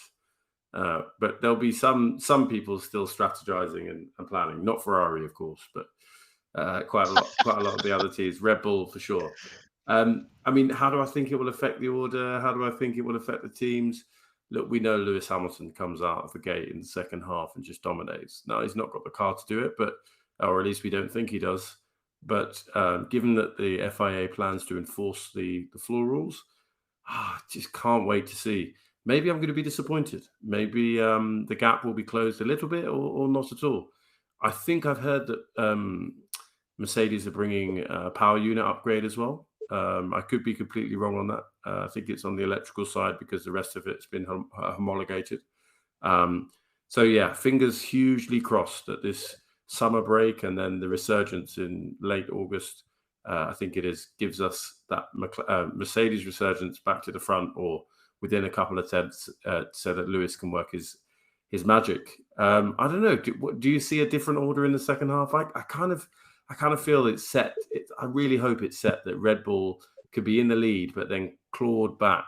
And I think, I pray that Mercedes are the guys to do it. But maybe I'm delusional when I say that. What do you think about the second half of the season? No, I don't think you're delusional at all, F1BLAG. And if you're delusional, then wow, I should have taken my medicine at 9 o'clock because I'm even worse. There's all opportunities for Mercedes to do that. Why not? They're the 8-time world champions for a reason. They haven't come this far to develop a great car and then blunder it on engine failures and strategy as a certain team has. I digress. But they are off the pace, yes. Are they Formula B off the pace? No. So, if they keep chipping away week in, week out, and they try and understand. Another thing we haven't even mentioned as well, actually, which is a good technical point for the fans. And I know, Dr. Obbs and the likes of Bryson as well will be very proud of us for mentioning, because I think sometimes we shy away from the technical stuff. Because Mercedes are third in the championship right now and the constructors, it means to say that they actually will get more wind tunnel time as well. So this whole thing, this big issue they've kind of had, which was highlighted by the porpoising phenomenon, where they've got an excellent OP car in the simulator in the wind tunnel, but the on-track telemetry doesn't quite track, or the data doesn't quite correlate. It's something which they'll maybe be able to focus on now that they're going to get more time in the wind tunnel as well. So all's not lost. If we're talking about Lewis charging for A4, well, really and truly should be 9th. Really and truly, if you were to consider all the times Lewis came close to getting a championship and something out of his control happened, he'd probably be on 10 championships. But nonetheless, if we're talking about that elusive A4 championship, it might be a stretch, but anything in Formula One's possible. And we've seen that, if you give Lewis the car, if you give him the strategy, he will win every single race on the calendar without fail. So, it comes down to what can Mercedes do for him? What can Mercedes do for him? How will George's role in the team progress as well? Because we know that he's quite outspoken. We know that he also is quite, an angry young nipper waiting, for that elusive race win as well. They've got all the motivating factors of a team that can improve, And whereas Red Bull and Ferrari are going to have a deficiency of adapting a car without a flaw exploit they had, Mercedes don't have that issue because they do things by the book. So, I'd like, for that reason alone, why not, man? I mean, maybe that's just me being very optimistic and wishful thinking, but you got to be wishful in this world and you got to be optimistic, because if you don't take your opportunities in this world, you get left behind. And, that's not what I foresee happening with Mercedes, and that's not the standard that they account themselves to either. So it'll be very interesting to watch. And then if you're talking about the midfield, like you said, it's just intriguing to see how it might affect them, because, I really believe that Alpine are under a lot of pressure because they've got the weight of having Fernando Alonso there. And it's a thing where, there are two camps. Is it Fernando Alonso holding up a seat that could potentially go to another driver? Or is it Alpine not delivering Fernando Alonso a championship winning car where he feels on his abilities he could challenge at the front? To that, I just shrug my shoulders because, there's going to be very opinionated views on either side of that debate. But, they're under pressure to try and kind of like, at least if they can't challenge for a championship this year, which looks unlikely, at least, to be, the winners of the Formula B championship, it seems. McLaren, which we're going to get onto with the IndyCar news, yeah, it's looking a bit sketchy for them. Alfa Romeo, interesting. I mean, Joe's not had the easiest of times lately. Valtteri Bottas, what are we on? iOS version 4. Again, that there's a driver underneath there, but again, the package isn't packaging right now. So you got them. AlphaTauri, oh my god. Can we speak about them, Blag? Like, what's going on? like, what's going on there? They've gone to be a backmarker again. Like maybe Red Bull didn't like having Tsunoda and Gasly in a competitive car. They seem to undermine them at every turn. But yeah, it's not been as good a season. Gasly last couple of years has been like 4th, 5th, 7th, 6th, nailing it, and they just haven't had the package. It might tell us something. Maybe maybe there's something that Red Bull are extraordinarily good at, but the engine is down or on power, or the philosophy isn't quite right. I don't know. It's interesting. Whereas this season, the Ferrari powered cars have been much more in the mix than they have in the last few years. So maybe it's relative engine performance. I don't know. It's a good question, but yeah, not good for Gasly, who's sitting there kind of Cinderella waiting to go to the ball. Yeah, of course.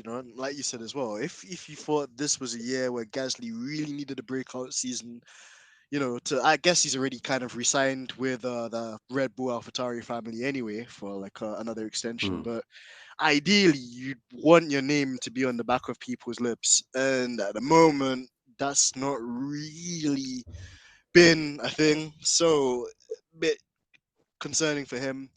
As well as that, Tsunoda too, as much as I was giving him a lot of bail last week, or I think it was a couple of episodes when we had the Silverstone episode, again, hasn't really kicked off much. And think about it, like Red Bull have all these academy drivers in the wings.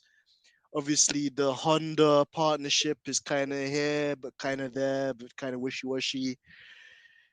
If they don't need him there, there's not really an obligation, I feel, for Red Bull to keep him there. So he kind of just needs to keep his head down. He's showing signs of improvement. So I want him to stay there, or at least, to build up some brownie points. So if it's a thing where he gets the opportunity to go to another good team, he can leave the toxic Red Bull stable.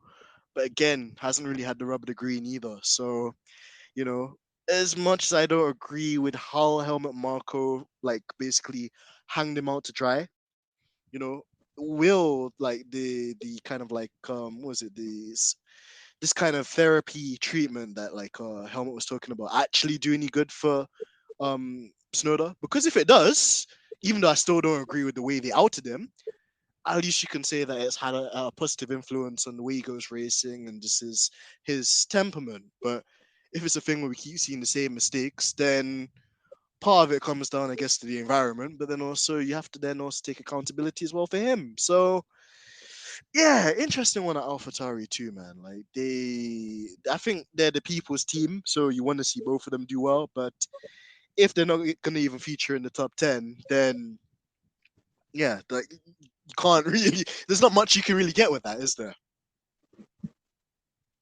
And you talked about Red Bull having a load of junior drivers. Have you tried to watch F2 recently? There's about 4 Red Bull liveried cars all squabbling through the pack, and Hauger's the only one with a weird green wing. Everyone else has got the livery.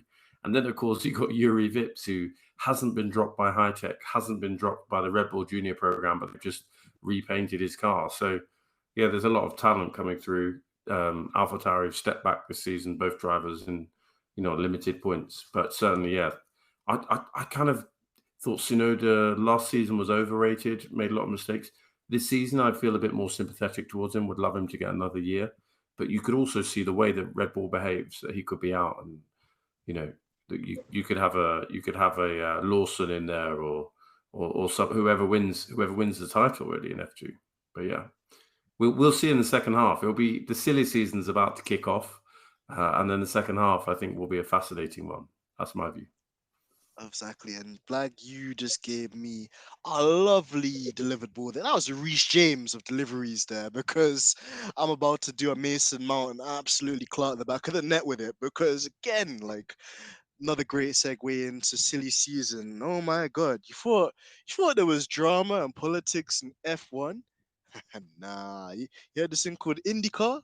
They go fast and they go in circles too. But yeah, in this week's INDYCAR feature, they were at the Iowa Speedway, which was interesting because it was basically two rounds. I wouldn't call the second round a sprint race because it was still like 200 laps or 250 laps. But nonetheless, Joseph Newgarden for Penske Racing had the just dominant performance, dominated in qualifying, put the car on pole, absolutely delivered in race one. Race two looked like we were going to get more or less the same, but then something on the car fails. And just shout out to Joseph as well, because I've had a couple of interactions with him luckily on Twitter. Like, I hope he's okay. I hope that he wasn't too badly shaken up by the crash, because when you crash at IndyCar at like 200 miles an hour, it's not the most refreshing feeling in the world. It's probably one to alarm the senses, but he got out of the car safely, I think. And then it gave my boy Pato Sauce his and I think his second race victory of the season, because this year we've had multiple different race winners, including Marcus Ericsson. I just want to throw that in there as an anomaly. But yeah, so it's been getting very tasty and very spicy in the world of IndyCar. And on the topic of silly seasons, F1BLAG, and had to be McLaren, didn't it? For those who don't know, McLaren also run an IndyCar team, the McLaren Arrow SP team. And weirdly enough, the reigning IndyCar champion, Alex Palou, Spanish driver, of course, who currently drives for Chip Ganassi, had a tweet from Chip Ganassi saying he was going to drive for Chip Ganassi in 2023.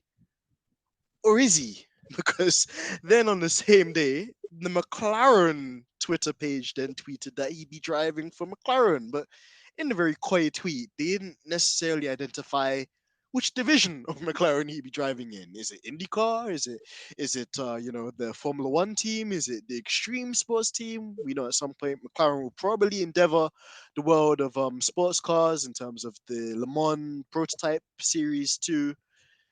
So strange. You've got a driver that could potentially be contracted to two teams. Okay, a bit messy. And then it gets more messy because Alex Palou's team were found out to be doing some fraudulent activity when they've been uploading some just some interesting videos with the driver on his channel. Or is it his channel? Because the channel actually had 150k subscribers, but only had a turnaround of maybe 5 or 6k views on each like video, which seems quite suspicious, and suspicious for the right reasons, because the detectives of the world and the great likes of David Land, shout out to him, found out that the channel which Alex Palou was using for his YouTube was actually a former account, basically owned by a YouTuber called Guillermo, that had 150k subscribers and then was sold to Alex Palou and his team. So is it the case that maybe some misrepresentations were made to Zach Daddy Brown when Palou and his team were looking for a different team for him to race in next season? And have they misled McLaren by essentially trying to sell Alex Palou as a driver with a higher social media following than he has, considering he's not renowned for being, let's say, a very social media type driver? Put it that way. So, just to summarize, you've got a driver contracted to two teams. McLaren is one of them. Some people are getting onto Zach Brown because they're saying that Zach Brown only really hires big names rather than talents, which again, it's kind of fair. I know Nick DeFries is probably before the Zach Brown era, but it's systematic of a driver that deserved to be in a good program and didn't get that chance. But then also, what's going on for Alex Palou and his team as well? Are they doing a bit of the the Red Bull kind of side hustle underneath the table and trying to deceive people into making something out to be that it's not? Blag, what are your thoughts on that? It's really hard to call this one. So yeah, as you say, Pelot sort of criticised Chip Ganassi's racing because they released a statement sort of with quotes from him saying that he was delighted to be staying for 2023. Then he announces that he'll be leaving to go to McLaren. And then by the time we got to, I think it was Toronto, which was before the Iowa Grand Prix, there seemed to be some ill feeling in the paddock and no one knew what was going to happen. I think it's one of those things where they've just said to each other, right, I'll see you in court. I'd be so surprised if McLaren, and maybe I shouldn't be surprised, maybe this is Zach Brown, but I'd be surprised if they're sort of influenced on who they hire by social media presence. I mean, it could be that they think that way, but he's won the championship. I don't think he's the most marketable guy. I think when we had Molly on, we were sort of joking about that. Of the drivers in the top 6 this season, he's the only one not to have won a race. He's been relatively consistent, so lots of kind of top 10s. He's been on the podium 4 times. He's a solid driver, but he's not the guy that you write home about, to say the metaphor. It'd be interesting to see what happens here.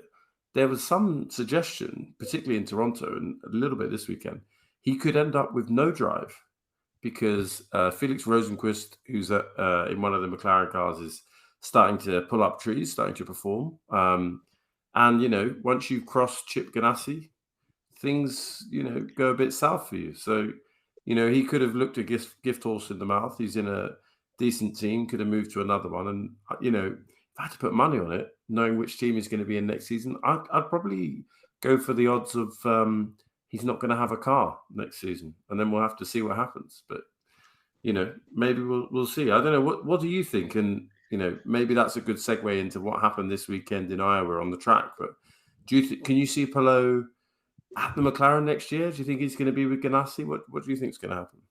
Well, it's an interesting one because I think what we're seeing in INDYCAR are drivers trying to align themselves either with the Andretti family or with the McLaren family. Because if you're in INDYCAR, but your dream has always been to get into Formula One, and you're a young Pato Award, you're young Colton Herta, why wouldn't you want to be in those 2 teams? Because you know that if, the driver program seizes up here, I could obviously get a drive in Formula One. And obviously for Colton, that might come in the form of Andretti actually getting an entry into Formula One in the future, which we pray every single day they get. And also for Pato, he's putting in performances in left and right and week in, week out. So if it's a thing where anything was supposed to happen to Daniel Ricciardo or McLaren post 2023, which is when Ricciardo's contract expires, they decided to give Pato that opportunity.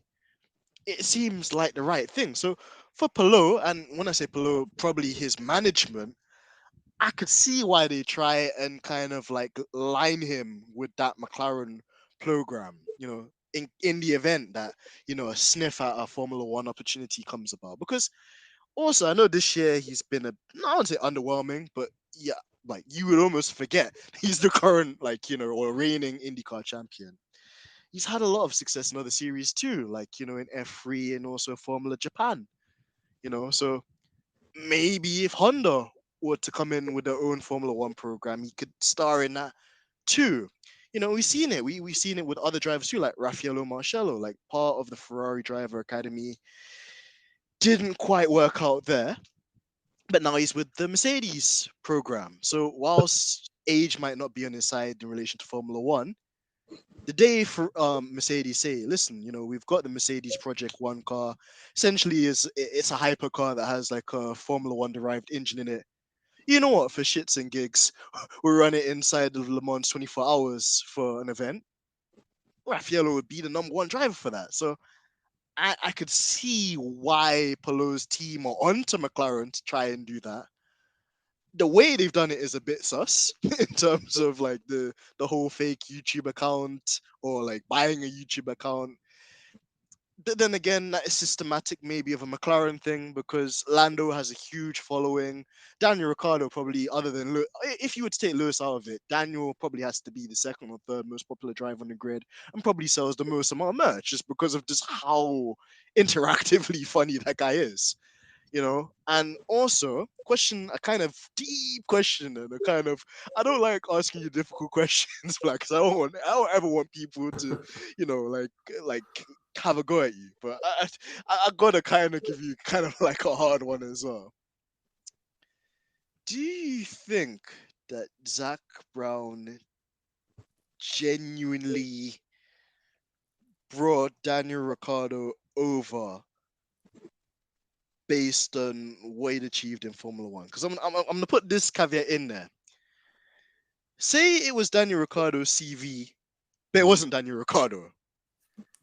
Let's say it was Marcus Ericsson. That's quite funny because he's leading. Don't mess with Ericsson. Good boy.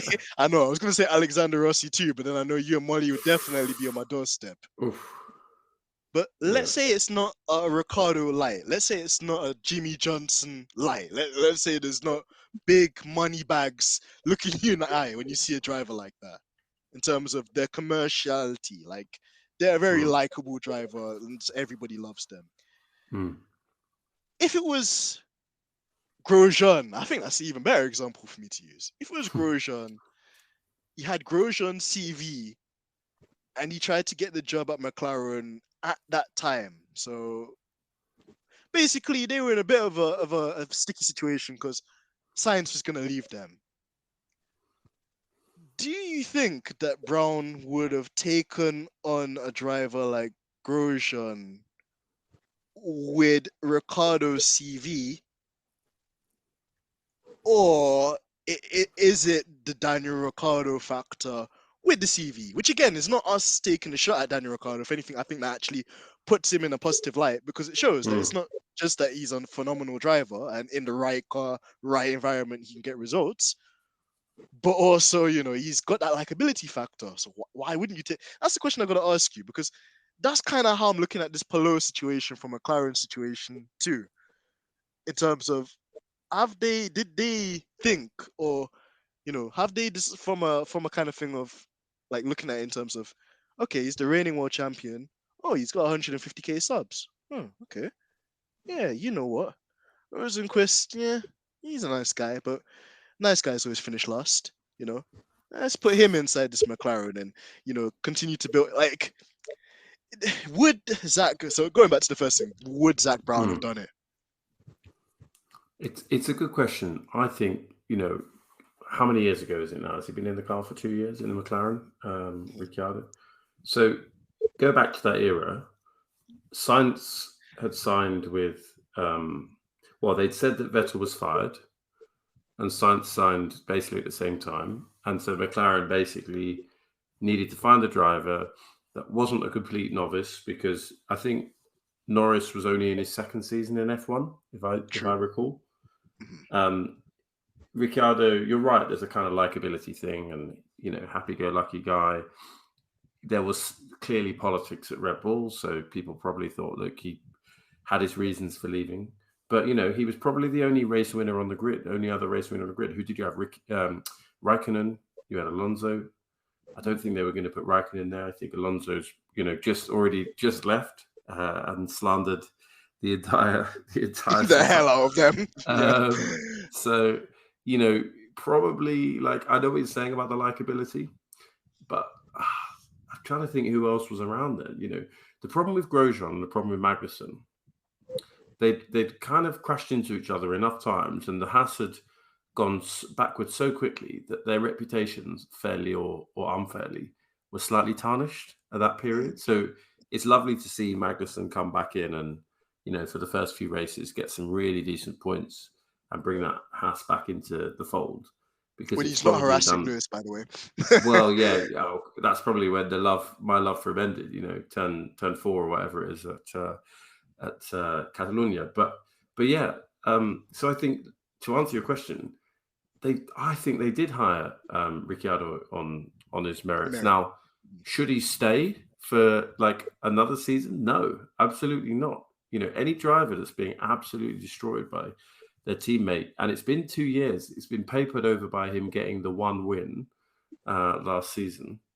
But yeah, your point about reputation probably is more relevant to whether he stays on to next year or not. Like most other drivers wouldn't, you know. And now that Norris is experienced, they don't need to go for someone that's, you know, got that race win or that previous experience. And then applying it across to INDYCAR, you know, I don't think anyone's fooled, even if you have a YouTube channel with that number of subscribers. I don't think anyone's hiring Palou for his dazzling personality.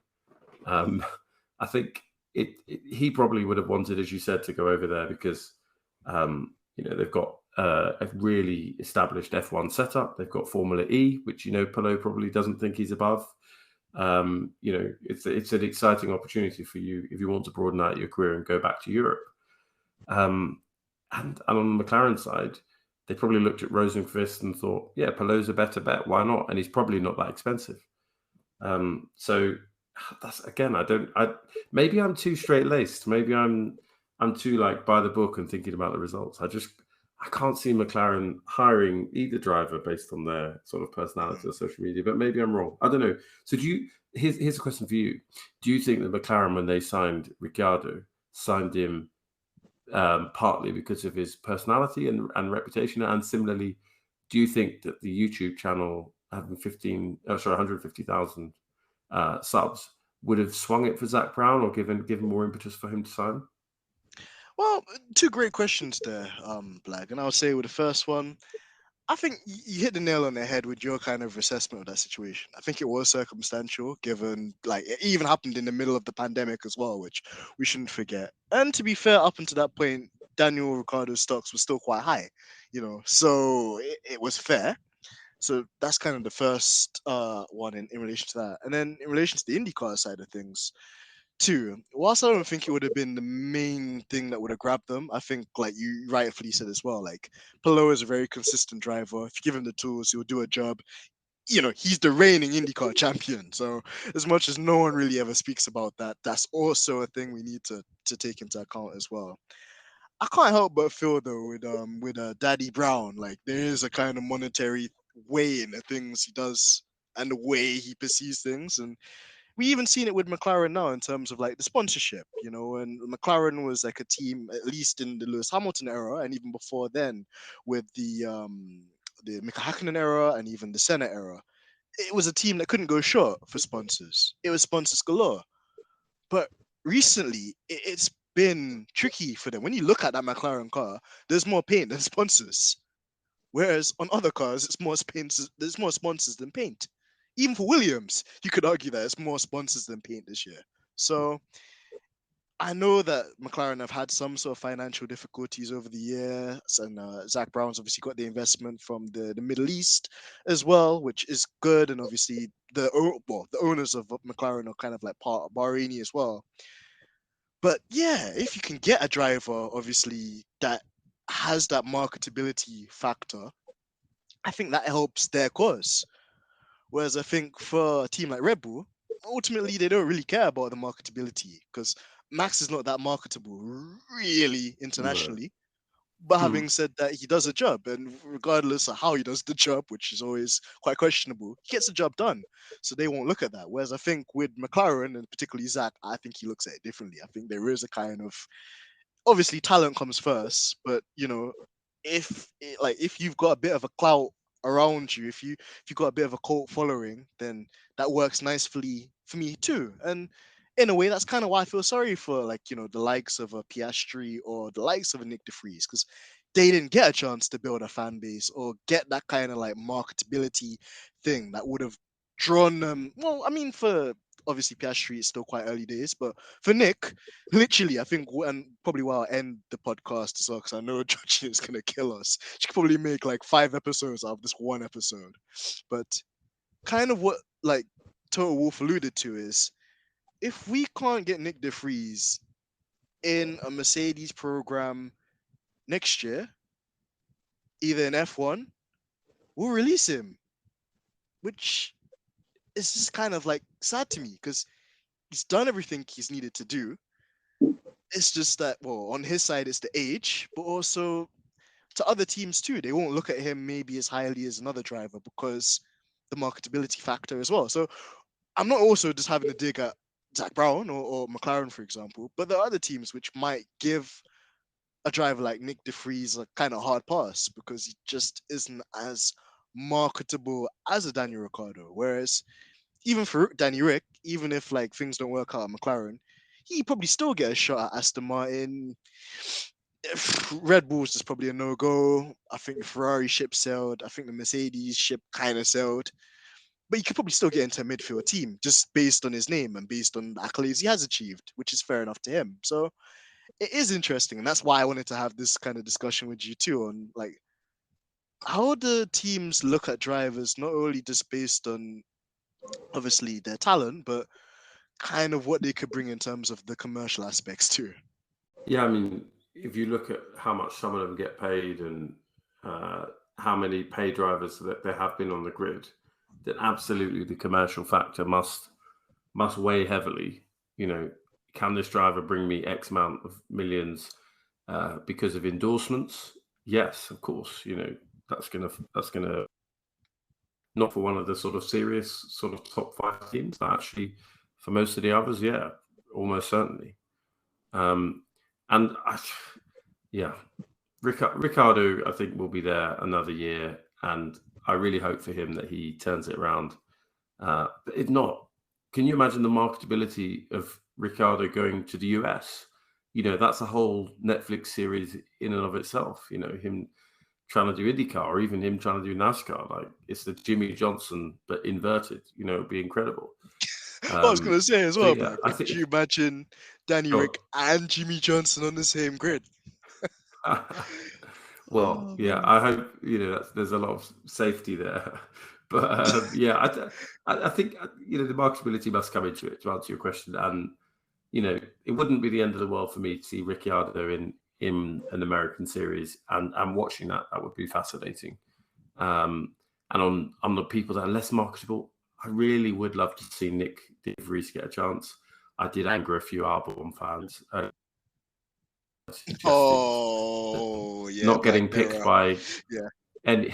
any there are 4 Red Bull seats on the grid. He's a Red Bull driver. He couldn't get one. So that's why I think that was my logic why, you know, I prefer to see Nick in the Williams. But, you know, hopefully he gets a chance, Nick, in the next season. Yeah, I hope so too. Because kind of like to wrap up the podcast on that kind of note as well. It's sad, you know. Imagine if you do all the work and you still don't get like the accolades or you don't get the opportunity. And even still, like, then have to ask yourself the question, is a Williams drive even good enough for a driver like Nick De Vries? Because then it turns down to you just be driving in Formula One essentially just to kind of like basically itch or scratch that itch. It'd be a thing where he's a talented driver, but you'd never be in a car which could win races, which then questions why get into Formula One? Where I think, you know, if somebody like Piastri could get that seat, fair enough, because then you can have that organic growth still that we've seen with George, where they've had to kind of graft and learn the trait in a lesser car.